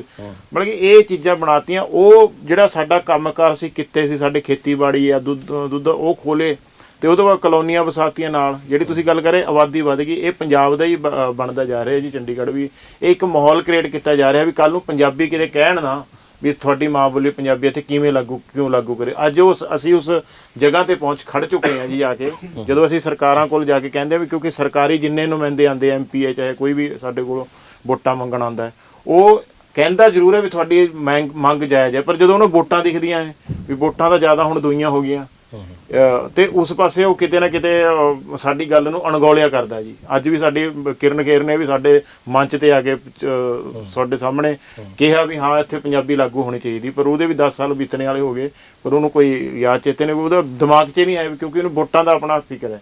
ਇਹ ਗੱਲ ਸਹੀ ਹੈ ਵੀ ਦੂਜੇ ਪ੍ਰਵਾਸੀ ਆ ਕੇ ਬਾਹਰ ਇੱਥੇ ਆ ਰਹੇ ਨੇ, ਪਰ ਇਹੀ ਜੀ ਗੱਲ ਨਹੀਂ ਜੀ ਆਪਾਂ ਪ੍ਰਵਾਸੀਆਂ ਨੂੰ ਕਹੀਏ ਵੀ ਹਾਂ ਉਹ ਪੰਜਾਬੀ ਨੂੰ, ਜੇ ਇਹਦਾ ਸਰਕਾਰਾਂ ਦਾ ਹੈ ਜੀ, ਸਰਕਾਰਾਂ ਕਰਨਗੀਆਂ। ਜੇ ਸਾਡਾ ਸਰਕਾਰਾਂ ਜਿਸ ਤਰ੍ਹਾਂ ਹੁਣ ਇਹ ਭਗਵੰਤ ਮਾਨ ਨੇ ਕਿਹਾ ਵੀ ਹਾਂ ਸਾਰੇ ਪਾਸੇ ਹੋ ਜਾਣ, ਪਰ ਮੈਂ ਭਗਵੰਤ ਮਾਨ ਨੂੰ ਵੀ ਅਪੀਲ ਕਰਾਂਗਾ ਵੀ ਪਹਿਲਾਂ ਉਹਨਾਂ ਦੇ MP ਜਿਹੜੇ ਚਾਹੇ ਰਾਘਵ ਚੱਡਾ ਜੀ ਹੈ ਚਾਹੇ ਹੋਰ ਹੈ, ਉਹਦਾ ਉੱਥੇ ਹਿੰਦੀ 'ਚ ਲੈ ਕੇ ਬੋਰਡ ਖੜਦੇ ਆ। ਪੰਜਾਬ ਦਾ MP ਹੋਵੇ ਹਿੰਦੀ 'ਚ ਬੋਰਡ ਲੈ ਕੇ ਖੜੇ। ਸੋ ਸਾਰੇ ਪਾਸੇ ਨੂੰ ਸਰਕਾਰਾਂ ਨੂੰ ਭਗਵੰਤ ਮਾਨ ਨੂੰ ਸੋਚਣਾ ਪਊਗਾ। ਤੇ ਔਰ ਜਿੱਥੇ ਭਗਵੰਤ ਮਾਨ ਆਰਡਰ ਕਰ ਰਿਹਾ, ਜਿੱਥੇ ਬੈਠ ਕੇ ਇਹ ਦੇ ਰਿਹਾ ਲੋਕਾਂ ਨੂੰ ਸਲਾਹ, ਚਾਹੇ ਆਪਣਾ ਚੰਡੀਗੜ੍ਹ 'ਚ ਬੈਠ ਕੇ ਕਰ ਰਿਹਾ, ਪਹਿਲਾਂ ਚੰਡੀਗੜ੍ਹ ਵੀ ਸਾਰ ਲੈਣੀ ਚਾਹੀਦੀ, ਕਿਉਂਕਿ ਜਦੋਂ ਤੱਕ ਚੰਡੀਗੜ੍ਹ 'ਚ ਲਾਗੂ ਨਹੀਂ ਹੁੰਦੀ, ਮੈਂ ਨਹੀਂ ਮੰਨਦਾ ਵੀ ਪੰਜਾਬ 'ਚ ਕਿਤੇ ਨਾ ਕਿਤੇ ਪੰਜਾਬੀ ਲਾਗੂ ਹੋ ਜਾਊ। ਮਤਲਬ ਮਾਨ ਸਾਹਿਬ ਨੂੰ ਚੰਡੀਗੜ੍ਹ ਪ੍ਰਸ਼ਾਸਨ ਵੱਲ ਵੀ ਝਾਤ ਮਾਰਨੀ ਚਾਹੀਦੀ। ਸ਼ਰਮਾ ਜੀ, ਤੁਸੀਂ ਬੜੇ ਘਾਗ ਸਿਆਸਤਦਾਨ ਵੀ ਜੇ, ਲੰਬੇ ਸਮੇਂ ਤੋਂ ਤੁਸੀਂ ਸੰਘਰਸ਼ ਕਰਦੇ ਰਹੇ ਜੇ। ਇਹ ਇੱਕ ਸਿਆਸੀ ਮੁੱਦਾ ਹੈ। ਜਦੋਂ ਇੱਕ ਪਾਸੇ ਜਿਹੜੇ ਤੁਹਾਡੇ ਪੇਕੇ ਨੇ, ਪੰਜਾਬ ਤੁਹਾਡੇ ਪੇਕੇ ਨੇ, ਪੰਜਾਬ ਸਰਕਾਰ ਪੇਕੇ ਹੈ ਤੁਹਾਡੇ, ਜਦੋਂ ਉਹ ਨਹੀਂ ਬੋਲਦੀ, ਤੁਹਾਡੇ ਨਾਅਰੇ 'ਚ ਨਾਅਰਾ ਜਿਹੜਾ ਨਹੀਂ ਗੰਜਾਉਂਦੀ, ਜਦੋਂ ਚੰਡੀਗੜ੍ਹ ਦੇ ਸਿਆਸਤਦਾਨ ਭਾਵੇਂ ਉਹ ਕਾਂਗਰਸੀ ਹੋਣ, ਭਾਵੇਂ ਉਹ ਭਾਰਤੀ ਜਨਤਾ ਪਾਰਟੀ ਦੇ ਹੋਣ, ਜਾਂ ਉਹ ਆਮ ਆਦਮੀ ਪਾਰਟੀ ਦੇ ਹੋਣ, ਅਕਾਲੀ ਦਲ ਵਿੱਚ ਬੋਲਦਾ ਜਿੰਨੀ ਕੁ ਉਹਦੀ ਸਮਰੱਥਾ ਆ, ਜਾਂ CPI CPM ਕਿਤੇ ਨਾ ਕਿਤੇ ਨਾਅਰਾ ਮਾਰਦੀ ਹੈ, ਜਦੋਂ ਸਿਆਸੀ ਲੋਕ ਜਿਹੜੇ ਨੇ ਤੁਹਾਨੂੰ ਸਪੋਰਟ ਨਹੀਂ ਕਰਨਗੇ, ਸਿਆਸੀ ਮੁੱਦਾ ਹੱਲ ਕਿਵੇਂ ਹੋਊਗਾ? ਗੱਲ ਇਹ ਹੈ ਜੀ ਕਿ ਇਸ ਵੇਲੇ ਦੀ ਸਥਿਤੀ ਇਸ ਤਰ੍ਹਾਂ ਦੀ ਹੈ ਕਿ ਸਿਆਸੀ ਲੋਕ ਵੋਟਾਂ ਦੀ ਗਿਣਤੀ ਦੇਖ ਰਹੇ ਹੈ, ਔਰ ਰਾਜਨੀਤਿਕ ਪਾਰਟੀਆਂ ਵੀ ਉਹਦੇ ਵਿੱਚ ਸ਼ਾਮਲ ਹੈ। ਹਾਲਾਂਕਿ ਮੈਂ ਕਮਿਊਨਿਸਟ ਪਾਰਟੀਆਂ ਨੂੰ ਥੋੜ੍ਹੇ ਜਿਹਾ ਇਹਦੇ 'ਚੋਂ ਵੱਖਰਾ ਸਮਝਦਾ। ਕਮਿਊਨਿਸਟ ਪਾਰਟੀਆਂ ਇਹ ਚਾਹੁੰਦੀਆਂ ਕਿ ਸੰਜੀਦਗੀ ਨਾਲ ਚੰਡੀਗੜ੍ਹ ਪੰਜਾਬ 'ਚ ਵੀ ਜਾਵੇ, ਤੇ ਚੰਡੀਗੜ੍ਹ ਦੇ ਵਿੱਚ ਤੇ ਪੰਜਾਬ ਦੇ ਵਿੱਚ ਪੰਜਾਬੀ ਭਾਸ਼ਾ ਨੂੰ ਪੂਰਾ ਦਰਜਾ ਮਿਲੇ। ਪਰ ਇੱਕ ਗੱਲ ਜ਼ਰੂਰ ਹੀ ਮੰਨੀ ਜਾ ਸਕਦੀ ਹੈ, ਇਸ ਗੱਲ ਦੇ ਬਾਵਜੂਦ ਕਿ ਬਹੁ ਗਿਣਤੀ ਦੂਸਰੇ ਸੂਬਿਆਂ ਦੀ ਆ ਰਹੀ ਹੈ, ਔਰ ਲੋਕ ਪੰਜਾਬੀ ਨੂੰ ਕਿਸੇ ਨਾ ਕਿਸੇ ਰੂਪ 'ਚ ਕੁਝ ਲੋਕ ਭੰਡਦੇ ਵੀ ਹੈ ਤੇ ਪ੍ਰਸ਼ੰਸਾ ਵੀ ਕਰਦੇ ਆ। ਅਸੀਂ ਕੈਪਟਨ ਦੀ ਉਹ ਮਿਸਾਲਾਂ ਦੇ ਸਕਦੇ ਹਾਂ। ਕੈਪਟਨ ਨੇ ਜਦੋਂ ਸਹੁੰ ਚੁੱਕੀ, ਉਹਨੇ ਅੰਗਰੇਜ਼ੀ ਚੁੱਕੀ, ਫਿਰ ਅੰਗਰੇਜ਼ੀ ਦੀ ਪ੍ਰਸ਼ੰਸਾ ਕਰਨ ਲੱਗਿਆ ਤੇ ਪੰਜਾਬੀ ਨੂੰ ਜਦੋਂ ਉਸਨੇ ਭੰਡਿਆ, ਇੱਥੋਂ ਤੱਕ ਭੰਡ ਦਿੱਤਾ ਕਿ ਪੰਜਾਬੀ ਪੜ੍ਹ ਕੇ ਤਾਂ ਤੁਸੀਂ ਘੱਗਰ ਨਹੀਂ ਪਾਰ ਕਰ ਸਕਦੇ। ਇਸ ਵਾਸਤੇ ਤੁਸੀਂ ਜੇ ਬੱਚੇ ਨੇ ਤਰੱਕੀ ਕਰਨੀ ਹੈ ਤਾਂ ਉਹਨਾਂ ਨੂੰ ਅੰਗਰੇਜ਼ੀ ਸਿੱਖਣੀ ਚਾਹੀਦੀ ਹੈ। ਗੱਲ ਇਹ ਹੈ ਕਿ ਸਾਡਾ ਇਸ ਗੱਲ 'ਤੇ ਵਿਸ਼ਵਾਸ ਹੈ, ਅਸੀਂ ਲੰਬੇ ਸਮੇਂ ਤੋਂ ਲੱਗੇ ਹਾਂ। ਜਦੋਂ ਅਸੀਂ ਦੇਖਦੇ ਹਾਂ ਕਿ ਜਦੋਂ ਅਸੀਂ ਸੰਘਰਸ਼ ਕਰਦੇ ਹਾਂ, ਕੋਈ ਧਰਨਾ ਮਾਰਦੇ ਹਾਂ, ਜਲੂਸ ਵੀ ਕੱਢਦੇ ਹਾਂ, ਪ੍ਰਦਰਸ਼ਨ ਵੀ ਕਰਦੇ ਹਾਂ, ਉਸ ਦੇ ਵਿੱਚ ਲੋਕਾਂ ਦਾ ਇੱਕ ਹਿੱਸਾ ਜਿਹੜਾ ਪੰਜਾਬੀ ਨੂੰ ਬਹੁਤ ਪਿਆਰ ਕਰਦਾ, ਉਹ ਮੌਸਮ ਨੂੰ ਨਹੀਂ ਦੇਖਦਾ, ਉਹ ਵਾਤਾਵਰਣ ਨੂੰ ਨਹੀਂ ਦੇਖਦਾ, ਉਹ ਚੰਡੀਗੜ੍ਹ ਪੰਜਾਬੀ ਮੰਚ ਦੇ ਸੱਦੇ 'ਤੇ ਆਉਂਦਾ। ਅਤੇ ਇਹ ਗੱਲ ਸਾਨੂੰ ਜਿਹੜੇ ਹੈ ਵਿਸ਼ਵਾਸ ਦਿਲਾਉਂਦੀ ਹੈ ਕਿ ਆਉਣ ਵਾਲੇ ਸਮੇਂ 'ਚ ਇੱਕ ਭੁਲੇਖਾ ਪਿਆ ਹੋਇਆ ਸਰਕਾਰਾਂ ਨੂੰ। ਉਹ ਭੁਲੇਖਾ ਇਹ ਹੈ ਕਿ ਲੋਕ ਆਉਂਦੇ ਹੈ, 4 ਮਹੀਨੇ ਬਾਅਦ ਧਰਨਾ ਮਾਰਨਗੇ, ਫਿਰ ਚਲੇ ਜਾਣਗੇ, ਫਿਰ ਭੁੱਲ ਜਾਣਗੇ। ਇਹ ਗੱਲ ਜਿਹੜਾ ਹੈ ਭੁਲੇਖਾ, ਇਸ ਤਰ੍ਹਾਂ ਨਹੀਂ ਇਹਨਾਂ ਦਾ ਚੱਲਣਾ। ਆਉਣ ਵਾਲੇ ਸਮੇਂ 'ਚ ਇਸ ਦੇ ਲਈ ਲਹਿਰ ਜ਼ਰੂਰ ਹੀ ਤਿੱਖੀ ਹੋਏਗੀ, ਸਾਡਾ ਇਹ ਵਿਸ਼ਵਾਸ। ਸੋਮਲ ਜੀ, ਦੇਖੋ ਤੁਸੀਂ ਪਿੰਡਾਂ ਦੇ ਰਹਿਣ ਵਾਲੇ ਲੋਕ ਜੇ, ਜਦੋਂ ਤੁਸੀਂ ਆਪਣੇ ਬੱਚਿਆਂ ਨੂੰ ਪੜ੍ਹਾਉਂਦੇ ਜੇ ਜਾਂ ਤੁਸੀਂ ਵੱਡਾ ਵਪਾਰ ਕਰਦੇ ਜੇ, ਤੇ ਉਹਦੇ ਵਿੱਚੋਂ ਜਦੋਂ ਤੁਹਾਨੂੰ ਇੱਕ ਚੀਜ਼ ਗਾਇਬ ਮਿਲਦੀ ਹੈ ਵੀ ਤੁਸੀਂ ਆਪਣੀ ਧਰਤੀ 'ਤੇ ਜਿਹੜਾ ਤੁਹਾਡਾ ਜੱਦੀ ਜ਼ਮੀਨ ਹੈ, ਘਰ ਹੈ, ਉੱਥੇ ਜਦੋਂ ਤੁਸੀਂ ਆਪਣੇ ਸਕੂਲਾਂ 'ਚ ਬੱਚਿਆਂ ਨੂੰ ਭੇਜਦੇ ਜੇ ਜਾਂ ਇੱਕ ਮਾਹੌਲ ਇਦਾਂ ਦਾ ਵੀ ਬੱਚੇ ਤੁਹਾਡੇ ਪੰਜਾਬੀ ਪੜ੍ਹਨ ਤੋਂ ਵੀ ਕੁਤਰਾਉਂਦੇ ਨੇ, ਕੁਤਰਾਉਂਦੇ ਕਿਉਂ ਨੇ? ਇਹ ਨਹੀਂ ਵੀ ਉਹਨਾਂ ਦਾ ਦਿਲ ਨਹੀਂ ਕਰਦਾ, ਮਾਹੌਲ ਇਦਾਂ ਦਾ, ਉਹਨਾਂ ਨੂੰ ਲੱਗਦਾ ਇਸ ਮਾਹੌਲ 'ਚ ਜੇ ਇਹ ਪੰਜਾਬੀ ਬੋਲੀ ਤਾਂ ਅਸੀਂ ਤੇ ਹੋਰ ਹੀ ਕੁਝ ਲੱਗਾਂਗੇ। ਫਿਰ ਕਿਤੇ ਲੱਗਦਾ ਨਹੀਂ ਵੀ ਚੰਡੀਗੜ੍ਹ ਰਹਿ ਕੇ ਤੁਸੀਂ ਬੜਾ ਕੁਝ ਗਵਾ ਲਿਆ? ਬਿਲਕੁਲ ਜੀ। ਦੇਖੋ ਜਿੱਥੇ ਪਹਿਲਾਂ ਅੱਜ ਤੋਂ ਮੈਂ ਇਹ ਗੱਲ ਕਹਾਂਗਾ ਵੀ 8-10 ਸਾਲ ਪਹਿਲਾਂ ਜਦੋਂ ਇਹ ਗੱਲ ਚੱਲਦੀ ਸੀ ਤਾਂ ਕਿਤੇ ਨਾ ਕਿਤੇ ਬੱਚਿਆਂ ਨੂੰ ਜ਼ਰੂਰ ਲੱਗਦਾ ਸੀ ਕਿ ਜੇ ਅਸੀਂ ਪੰਜਾਬੀ ਬੋਲਾਂਗੇ ਤਾਂ ਅਸੀਂ ਲੱਗਾਂਗੇ ਅਸੀਂ ਕਿਤੇ ਬੈਕਵਰਡ ਏਰੀਆ ਤੋਂ ਆਏ ਹਾਂ। ਪਰ ਜਦੋਂ ਜਿਸ ਤਰ੍ਹਾਂ ਲੋਕਾਂ ਨੂੰ ਸੂਝ ਆਉਂਦੀ ਗਈ, ਜਿਸ ਤਰ੍ਹਾਂ ਪੰਜਾਬੀ ਮੰਚ ਨੇ ਆਪਣਾ ਪ੍ਰੋਗਰਾਮ ਉਲੀਕੇ ਔਰ ਲੋਕਾਂ ਨੂੰ ਪਤਾ ਲੱਗਦਾ ਗਿਆ, ਬਹੁਤ ਸਾਰੀਆਂ ਉਦਾਹਰਨਾਂ ਇਹ ਜਿਵੇਂ ਮੈਂ ਕਹਾਂਗਾ ਮੇਰੇ ਪਿੰਡ ਦੀਆਂ, ਜਿਨ੍ਹਾਂ ਨੇ ਪੰਜਾਬੀ ਮੰਚ ਦੇ ਮੀਟਿੰਗਾਂ ਦੇ ਵਿੱਚ ਆ ਕੇ ਜਾਂ ਧਰਨਿਆਂ ਦੇ ਵਿੱਚ ਆ ਕੇ ਉਹਨਾਂ ਨੇ ਜਾ ਕੇ ਜਿਹੜੇ ਉਹ ਆਪਣੇ ਬੱਚਿਆਂ ਨੂੰ ਅੰਗਰੇਜ਼ੀ ਜਾਂ ਹਿੰਦੀ ਦੇ ਵਿੱਚ ਗੱਲਬਾਤ ਕਰਨੀ ਸਿਖਾਉਂਦੀਆਂ ਸੀ, ਉਹ ਮਾਵਾਂ ਅੱਜ ਪੰਜਾਬੀ ਪੜਾਉਣ ਵਾਸਤੇ ਵੀ ਤਰਲੇ ਕਰ ਰਹੀਆਂ ਤੇ ਦੇਖ ਰਹੀਆਂ ਵੀ ਸਾਨੂੰ ਕੋਈ ਪੰਜਾਬੀ ਪੜਾਉਣ ਵਾਲਾ ਮਿਲ ਜੇ। ਅਵੇਅਰ ਹੋਏ ਕਿਤੇ ਨਾ ਕਿਤੇ ਇਹ ਮੂਵਮੈਂਟ ਮਤਲਬ ਸਹੀ ਤਰੀਕੇ ਦੇ ਨਾਲ ਔਰ ਸਹੀ ਲੈਵਲ ਤੇ ਜਾ ਰਹੀ ਆ। ਅਸੀਂ ਉਮੀਦ ਕਰਦੇ ਹਾਂ ਚੰਡੀਗੜ੍ਹ ਦੇ ਵਿੱਚ ਜਿਹੜਾ ਕੁਝ ਅਸੀਂ ਗਵਾ ਚੁੱਕੇ ਹਾਂ, ਭਾਵੇਂ ਉਹ ਅਸੀਂ ਜਾਣੇ ਅਣਜਾਣੇ ਚ ਗਵਾ ਲਿਆ ਜਾਂ ਕਿਸੇ ਤਰ੍ਹਾਂ ਅਸੀਂ ਢਿੱਲ, ਕਿਉਂਕਿ ਮੈਂ ਇੱਕ ਸੋਚਦਾ ਹੁੰਦਾ ਵੀ ਜਿਹੜੇ ਪੰਜਾਬੀ ਆ ਉਹ ਹਮੇਸ਼ਾ ਕੁਰਬਾਨੀ ਦਿੰਦੇ ਆਏ ਆ। ਉਹਨਾਂ ਨੇ ਇੱਥੋਂ ਤੱਕ ਕੁਰਬਾਨੀ ਦੇ ਦਿੱਤੀ ਕਿ ਉਹਨਾਂ ਨੇ ਆਪਣੀ ਭਾਸ਼ਾ ਦੀ ਵੀ ਕੁਰਬਾਨੀ ਦੇ ਦਿੱਤੀ, ਪਰ ਉਹਨਾਂ ਨੂੰ ਕਿਤੇ ਨਾ ਕਿਤੇ ਜਾਗਣਾ ਪਊਗਾ, ਸੋਚਣਾ ਪਊਗਾ ਕਿ ਜੇ ਅਸੀਂ ਆਪਣੀ ਭਾਸ਼ਾ ਨੂੰ ਹੀ ਛੱਡ ਬੈਠੇ ਤਾਂ ਸਾਡਾ ਇਤਿਹਾਸ ਕੀ ਆ, ਅਸੀਂ ਕਿਸ ਕਲਚਰ ਤੋਂ ਆਉਂਦੇ ਆ, ਅਸੀਂ ਕਿਸ ਕਮਿਊਨਿਟੀ ਤੋਂ ਆਉਂਦੇ ਆ। ਇਸ ਚੀਜ਼ ਦੇ ਉੱਪਰ ਵੀ ਕਿੰਤੂ ਪਰੰਤੂ ਖੜੇ ਹੋ ਜਾਣਗੇ। ਸਾਨੂੰ ਜਦ ਪਤਾ ਹੀ ਨਹੀਂ ਹੋਊਗਾ ਅਸੀਂ ਕਿਸ ਕੌਮ ਦੇ ਵਾਰਸ ਆ। ਤਾਂ ਇਸ ਕਰਕੇ ਇਹ ਪੰਜਾਬੀ ਆ ਜਿਹੜੀ ਹੁਣ ਬਾਸ ਲੋਕ ਆਉਣ ਲੱਗੇ ਨੇ, ਭਾਵੇਂ ਉਹ ਪੰਜਾਬੀਆਂ ਦੇ ਤੌਰ ਤੇ ਦੇਖ ਲਈਏ, ਭਾਵੇਂ ਉਹ ਸਿੱਖੀ ਦੇ ਤੌਰ ਤੇ ਵੀ ਦੇਖ ਲਈਏ, ਅਸੀਂ ਲੋਕ ਵਾਪਸ ਆਉਣ ਲੱਗੇ ਨੇ ਤੇ ਦੇਸ਼ਾਂ ਵਿਦੇਸ਼ਾਂ ਦੇ ਵਿੱਚ ਵੀ ਸਾਡੇ ਨਾਲੋਂ ਜ਼ਿਆਦਾ ਅਵੇਅਰ ਨੇ ਉਹ ਲੋਕ। ਉਹ ਸੋਚਦੇ ਨੇ ਕਿ ਸਾਡੇ ਬੱਚਿਆਂ ਨੂੰ ਪੰਜਾਬੀ ਦੇ ਵਿੱਚ ਅਸੀਂ ਆਪਣੀ ਮਾਂ ਬੋਲੀ ਨਹੀਂ ਛੱਡਣੀ ਹੈ, ਅਸੀਂ ਪੰਜਾਬੀ ਦੇ ਵਿੱਚ ਉਹਨਾਂ ਨੂੰ ਜ਼ਰੂਰ ਪੜ੍ਹਾਉਣਾ। ਪਰ ਗੱਲ ਤੇ ਸੁਖਜੀਤ ਜੀ ਇਹ ਹੈ ਵੀ ਜਦੋਂ ਇਹ ਗੱਲ ਵਿਦੇਸ਼ਾਂ 'ਚ ਸਾਡੇ ਪੰਜਾਬੀਆਂ ਕੋਲ ਜਾਂਦੀ ਜਾਂ ਵਿਦੇਸ਼ਾਂ ਦੀਆਂ ਸਰਕਾਰਾਂ ਕੋਲ ਜਾਊਗੀ ਵੀ ਭਗਵੰਤ ਮਾਨ ਆਪਣੇ ਪੰਜਾਬੀਆਂ ਨੂੰ ਪੰਜਾਬੀ ਵੱਲ ਮੋੜਨ ਲਈ ਜੁਰਮਾਨਾ ਲਾਉਣ ਦੀ ਉਹਨੂੰ ਧਮਕੀ ਦੇਣੀ ਪਈ ਹੈ, ਤੇ ਜਦੋਂ ਇਹ ਵੀ ਗੱਲ ਜਾਂਦੀ ਹੈ, ਜਦੋਂ ਤੁਸੀਂ ਨਾਅਰੇ ਲਾਉਂਦੇ ਜੇ ਦੁਨੀਆ ਭਰ 'ਚੋਂ ਗੱਲ ਜਾਂਦੀ ਹੈ ਵੀ ਪੰਜਾਬੀਆਂ ਦੀ ਰਾਜਧਾਨੀ ਵਿੱਚ ਹੀ ਪੰਜਾਬੀ ਭਾਸ਼ਾ ਨੂੰ, ਉਹਨਾਂ ਦੀ ਮਾਂ ਬੋਲੀ ਨੂੰ ਮਾਨਤਾ ਨਹੀਂ ਮਿਲ ਰਹੀ, ਤੇ ਫਿਰ ਲੱਗਦਾ ਨਹੀਂ ਵੀ ਇਹ ਤਾਂ ਸਗੋਂ ਨੈਗੇਟਿਵ ਗੱਲ ਜਾਂਦੀ ਹੈ। ਉਹ ਕਹਿਣਗੇ ਪਹਿਲਾਂ ਆਪਣੇ ਪੰਜਾਬ 'ਚ ਤੇ ਚੰਡੀਗੜ੍ਹ 'ਚ ਤੇ ਲਾਗੂ ਕਰ ਲਓ, ਤੁਸੀਂ ਸਾਡੇ ਆ ਕੇ ਕਿਵੇਂ ਨਾਅਰੇ ਲਾਉਂਦੇ ਜੀ? ਨਹੀਂ ਚਲੋ ਚੀਜ਼ਾਂ ਨੈਗੇਟਿਵ ਹੀ ਜਾਂਦੀਆਂ ਪਰ ਪੋਜ਼ਿਟਿਵ ਅਸੀਂ ਤਾਂ ਪੋਜ਼ਿਟਿਵ ਹੀ ਰਹਿੰਦਾ। ਪੰਜਾਬੀ ਮਨ ਤਾਂ ਹਮੇਸ਼ਾ ਹੀ ਪੋਜ਼ਿਟਿਵ ਰਿਹਾ ਤੇ ਅਸੀਂ ਤਾਂ ਇਹੀ ਸਾਡੀ ਅਸੀਂ ਜਿਹੜੇ ਪੰਜਾਬੀ ਮੰਚ ਹੈ ਨਾ ਜੀ, ਜਿੱਥੇ ਸਰਕਾਰਾਂ ਨੂੰ ਅਸੀਂ ਮੈਂ ਪਹਿਲਾਂ ਵੀ ਕਹਿ ਚੁੱਕਿਆ, ਸਰਕਾਰਾਂ ਨੂੰ ਉੱਥੇ ਲੋਕਾਂ ਨੂੰ ਵੀ ਜਾਗਰੂਕ ਕਰ ਰਹੇ ਹਾਂ ਜੀ। ਔਰ ਜਿਵੇਂ ਸੋਮਲ ਜੀ ਨੇ ਦੱਸਿਆ ਵੀ ਲੋਕ ਅਵੇਅਰ ਹੋ ਰਹੇ ਨੇ ਅੱਗੇ ਨੂੰ, ਪੰਜਾਬੀ ਵੱਲ ਲੋਕਾਂ ਦਾ ਮੋਹ ਵੱਧ ਰਿਹਾ ਹੈ। ਠੀਕ ਹੈ, ਸਾਡੀ ਗਿਣਤੀ ਭਾਵੇਂ ਘਟ ਰਹੀ ਹੈ ਚੰਡੀਗੜ੍ਹ 'ਚ, ਪਰ ਆਉਣ ਵਾਲੇ ਟਾਈਮ 'ਚ ਅਸੀਂ ਸਰਕਾਰਾਂ ਨੂੰ ਹਲੂਣਾਂਗੇ। ਅੱਜ ਭਗਵੰਤ ਮਾਨ ਨੇ ਵਧੀਆ ਕਦਮ ਚੁੱਕਿਆ। ਮੈਂ ਕਹਿੰਦਾ 21 ਫਰਵਰੀ ਤੋਂ ਬਾਅਦ ਦੇਖਾਂਗੇ ਭਗਵੰਤ ਮਾਨ ਨੂੰ ਵੀ ਵਾਕਈ ਜੁਰਮਾਨੇ ਲੱਗਣਗੇ ਕਿਆ ਵਾਕਈ ਜਿਹੜੇ, ਕਿਉਂਕਿ ਅਫਸਰਸ਼ਾਹੀ ਹੈ ਇੱਥੇ, ਕਿ ਅਫਸਰ ਉਹਦੀ ਗੱਲ ਮੰਨਦੀ ਹੈ ਜਾਂ ਫਿਰ ਦਿੱਲੀ ਆਣੇ ਦੀ ਗੱਲ ਮੰਨਦੀ ਹੈ। ਉਹ ਅਸੀਂ 21 ਫਰਵਰੀ ਤੋਂ ਬਾਅਦ ਦੇਖਾਂਗੇ ਜੀ ਕੀ ਕਰਦੇ ਆ। ਤੇ ਉਸ ਤੋਂ ਬਾਅਦ ਮੈਂ ਜਿਹੜੀ ਬਾਕੀ ਸਰਕਾਰਾਂ ਨੇ, ਚਾਹੇ ਉਹ ਕਾਂਗਰਸ ਹੈ, ਚਾਹੇ ਸੁਖਬੀਰ ਬਾਦਲ ਹੈ, ਅਕਾਲੀ ਦਲ ਹੈ, ਅਕਾਲੀ ਦਲ ਨੂੰ ਤਾਂ ਮੈਂ ਕਿਹਾ ਇਸ ਤੇ ਪੂਰਾ ਅੱਗੇ ਆਉਣਾ ਚਾਹੀਦਾ। ਅਕਾਲੀ ਦਲ ਤਾਂ ਹੋਂਦੇ ਉਹਨਾਂ ਦੀ ਪੰਜਾਬੀ ਨਾਲ ਜੁੜੀ ਹੈ, ਪੰਜਾਬੀਅਤ ਨਾਲ, ਤੇ ਮੈਂ ਕਹਿੰਦਾ ਉਹਨਾਂ ਨੂੰ ਤਾਂ ਆ ਕੇ ਇੱਥੇ ਧਰਨੇ ਲਾ ਦੇਣੇ ਚਾਹੀਦੇ ਚੰਡੀਗੜ੍ਹ, ਕਿਉਂਕਿ ਉਹਨਾਂ ਦੇ ਹੁੰਦੇ ਚੰਡੀਗੜ੍ਹ 'ਤੇ ਇਹ ਹਾਲ ਹੋ ਗਿਆ ਵੀ ਇਹ ਚੰਡੀਗੜ੍ਹ ਇੱਕ ਬਗਾਨਾ ਪੰਜਾਬ ਦੀ ਰਾਜਧਾਨੀ, ਇਹ ਲੱਗਦੇ ਨਹੀਂ ਪੰਜਾਬ ਦੀ ਰਾਜਧਾਨੀ ਹੈ। ਜੇ ਕੋਈ ਬਾਹਰੋਂ ਆਉਂਦਾ ਹੈ ਦੇਖਦਾ, ਅਸੀਂ ਖੁਦ ਰਹਿੰਦੇ ਹਾਂ, ਸਾਨੂੰ ਲੱਗਦਾ ਨਹੀਂ ਵੀ ਪੰਜਾਬ ਦੀ ਰਾਜਧਾਨੀ 'ਚ ਅਸੀਂ ਰਹਿ ਰਹੇ ਹਾਂ। ਜਦੋਂ ਕੋਈ ਸਾਨੂੰ ਵੇਖਦਾ ਪੰਜਾਬ ਦੀ ਰਾਜਧਾਨੀ ਤਾਂ ਹੈ ਹੀ ਨਹੀਂ, ਕਿਉਂਕਿ ਪੰਜਾਬੀ ਮਾਂ ਬੋਲੀ ਨਹੀਂ ਇੱਥੇ। ਪਰ ਆਉਣ ਵਾਲੇ ਸਮੇਂ 'ਚ ਅਸੀਂ ਜਿੱਥੇ ਲੋਕਾਂ ਨੂੰ ਜਾਗਰ ਕਰ ਰਹੇ ਹਾਂ ਜੀ, ਇਹਨਾਂ ਸਰਕਾਰਾਂ ਤੱਕ ਸਾਡੀ ਅਪੀਲ ਹੈ, ਅਸੀਂ ਹੁਣ ਵੀ ਪੱਤਰ ਵਿਹਾਰ ਇਹਨਾਂ ਦੇ ਨਾਲ ਕਰ ਰਹੇ ਹਾਂ, ਇਹਨਾਂ ਦੇ ਨਾਲ ਸੰਪਰਕ ਦੇ ਵਿੱਚ ਹਾਂ ਵੀ ਕਿਤੇ ਨਾ ਕਿਤੇ ਇਹਨਾਂ ਨਾਲ ਸੰਪਰਕ ਆਈਏ ਤੇ ਇੱਕ ਲਹਿਰ ਬਣਾਈਏ ਵੱਡੀ, ਤੇ ਆਉਣ ਵਾਲੇ ਸਮੇਂ 'ਚ ਜ਼ਰੂਰ ਹੋਊਗਾ। ਜਿਵੇਂ ਪਹਿਲਾਂ ਪੰਚਾਇਤਾਂ ਸੀ, ਪੰਚਾਇਤਾਂ 'ਚ ਲੰਬਾ ਸਮਾਂ, ਵੈਸੇ ਤੇ ਪਿਛਲੇ ਕਾਫੀ ਸਮੇਂ ਤੋਂ ਇਦਾਂ ਹੋ ਗਿਆ ਵੀ ਪੰਚਾਇਤਾਂ ਦੇ ਸਰਪੰਚ ਜਿਹੜੇ ਸੀ ਉਹ ਵੀ ਕੁਛ ਗੈਰ ਪੰਜਾਬੀ ਬਣਨ ਲੱਗ ਪਏ ਸੀ, ਮਾਹੌਲ ਇਦਾਂ ਦਾ ਬਣ ਗਿਆ ਸੀ ਜਾਂ ਉਹਨਾਂ ਦੀਆਂ ਵੋਟਾਂ ਵੱਧ ਗਈਆਂ ਸੀ। ਜਿਹੜੇ ਹੁਣ ਕਾਰਪੋਰੇਸ਼ਨ ਬਣ ਗਈ ਹੈ, ਨਿਗਮ ਬਣ ਗਿਆ, ਨਿਗਮ ਨੂੰ ਵਾਰਡ ਨੂੰ ਲੀਡ ਕਰੂਗਾ ਇੱਕ ਕਾਉਂਸਲਰ। ਵੈਸੇ ਤੁਹਾਡੇ ਦੇ ਕੁਦਰਤੀ ਕਾਉਂਸਲਰ ਪੰਜਾਬੀ ਹੈ, ਪਰ ਮੁੱਖ ਤੌਰ ਤੇ ਜੇ ਆਪਾਂ ਟੋਟਲ ਨਿਗਾਹ ਮਾਰੀਏ ਤੇ ਕਾਰਪੋਰੇਸ਼ਨ 'ਚ ਬਹੁਤ ਲਿਮਟਿਡ ਜਿਹੜੇ ਨੇ ਮਿਲਦੇ ਨੇ। ਇਹਦੇ ਨਾਲ ਵੀ ਲੱਗਦਾ ਕਿਤੇ ਪੰਜਾਬੀ ਭਾਸ਼ਾ ਨੂੰ ਕਿਤੇ ਨੁਕਸਾਨ ਹੋਊਗਾ। ਹੋ ਰਿਹਾ ਜੀ, ਨੁਕਸਾਨ ਹੋ ਰਿਹਾ, ਕਿਉਂਕਿ ਸਾਡੇ, ਮੈਂ ਪਹਿਲਾਂ ਗੱਲ ਕਹਿ ਰਿਹਾ ਵੀ ਸਾਡੇ ਨਾਲ ਕਲੋਨੀਆਂ ਇਸ ਚੀਜ਼ ਨਾਲ ਬਿਠਾਤੇ। ਸਾਡਾ ਜਿੱਥੇ ਕੰਮ ਕੀਤਾ ਖੋਲਿਆ ਇਹਨਾਂ ਨੇ, ਉੱਥੋਂ ਸਾਡੀ ਰਾਜਨੀਤਿਕ ਨੂੰ ਵੀ, ਕਿਉਂਕਿ ਰਾਜਨੀਤਿਕ ਲੋਕ ਜਿਹੜੇ ਸਰਪੰਚ ਆਉਂਦੇ ਸੀ ਸਾਰੇ ਪੰਜਾਬੀ ਹੁੰਦੇ ਸੀ, ਪਿੰਡਾਂ ਚੋਂ ਆਉਂਦੇ ਸੀ। ਉਹ ਤੋਂ ਬਾਅਦ ਜਿਹੜੇ ਕੌਂਸਲਰ ਸੀ ਉਹ ਵੀ ਪਿੰਡਾਂ ਚੋਂ ਆਉਣੇ ਸੀ, ਪਰ ਉਹਨਾਂ ਦੇ ਨਾਲ ਕਲੋਨੀਆਂ ਵਸਾਤੀਆਂ ਇਹਨਾਂ ਨੇ ਪਹਿਲਾਂ ਹੀ। ਉਹ ਕਲੋਨੀਆਂ ਇਹੋ ਜਿਹੇ ਤਰੀਕੇ ਨਾਲ ਵਸਾਈਆਂ ਜਿੱਦੇ ਸਾਡੇ ਨਾਲ ਰਾਮਦੁਰਾਰ ਕਲੋਨੀਆਂ, ਹਰੇਕ ਪਿੰਡ ਨਾਲ। ਤੁਸੀਂ ਹੁਣ ਵੀ ਜਦੋਂ ਵਾਰਡਬੰਦੀ ਹੋਈ ਰੌਲਾ ਪਿਆ, ਪਿੰਡੂ ਸੰਘਰਸ਼ ਕਮੇਟੀ ਨੇ ਵੀ ਰੌਲਾ ਪਾਇਆ, ਸਾਰਿਆਂ ਨੇ ਰੌਲਾ ਪਾਇਆ ਵੀ ਘੱਟੋ ਘੱਟ ਪਿੰਡਾਂ ਨੂੰ ਤਾਂ ਪਿੰਡਾਂ ਵਾਲੇ ਰਹਿਣ ਦਿਓ। ਉਹਨਾਂ ਨਾਲ ਵੀ ਜਾਣ ਕੇ ਕਲੋਨੀਆਂ ਲਾਤੀਆਂ ਤਾਂ ਕਿ ਪਿੰਡ ਦਾ ਜਿਹੜਾ ਪੰਜਾਬੀ ਦਾ ਕੌਂਸਲਰ ਬਣੇ ਹੀ ਨਾ। ਇਹ ਦੁਖਾਂਤ ਹੈਗਾ ਜੀ, ਲੜਾਈ ਲੜ ਰਹੇ ਆ, ਉਹਦੀ ਵੀ ਲੜਾਈ ਲੜ ਰਹੇ ਆ ਜੀ, ਤੇ ਲੜਦੇ ਆਵਾਂਗੇ। ਪਰ ਮੇਨ ਸਾਡਾ ਜਿਹੜਾ ਪੰਜਾਬੀ ਮੰਚ ਦਾ ਇਹੀ ਹੈ ਜੀ ਵੀ ਅਸੀਂ ਪੰਜਾਬੀ ਭਾਸ਼ਾ ਨੂੰ, ਚੰਡੀਗੜ੍ਹ 'ਚ ਸਾਡੇ ਕੋਲ ਬਥੇਰੇ ਫੋਨ ਆਉਂਦੇ, ਇਸ ਫਲਾਣੇ ਸਕੂਲ 'ਚ ਪੰਜਾਬੀ ਨਹੀਂ ਹੈ ਜੀ, ਉਸ 'ਚ ਫਲਾਣੇ ਅਦਾਰੇ 'ਚ ਪੰਜਾਬੀ ਨਹੀਂ ਲਿਖੀ ਵੀ, ਉੱਥੇ ਹਿੰਦੀ ਲਿਖਤੀ, ਪਹਿਲਾਂ ਪੰਜਾਬੀ ਸੀ। ਪਰ ਅਸੀਂ ਸਾਡਾ ਲੋਕਾਂ ਨੂੰ ਇੱਕ ਪਲੇਟਫਾਰਮ ਮਿਲ ਗਿਆ, ਸਾਡੇ ਕੋਲ ਆਉਂਦੇ ਨੇ। ਪਰ ਅਸੀਂ ਉਹਨਾਂ ਨੂੰ ਇਹੀ ਲੈ ਕੇ ਤੁਰੇ ਵੀ ਅਸੀਂ ਇੱਕ ਵੱਡੀ ਜੰਗ ਲੈ ਕੇ ਤੁਰੇ। ਅਸੀਂ ਚੰਡੀਗੜ੍ਹ ਦੀ ਸਰਕਾਰੀ ਭਾਸ਼ਾ ਪੰਜਾਬੀ ਕਰਾਣੀ ਆ, ਉਹਦੇ ਥੱਲੇ ਸਾਰੇ ਸਕੂਲ ਸਕਾਲ ਸਭ ਸੈੱਟ ਹੋ ਜਾਣੇ ਫਿਰ ਆਪਣੇ।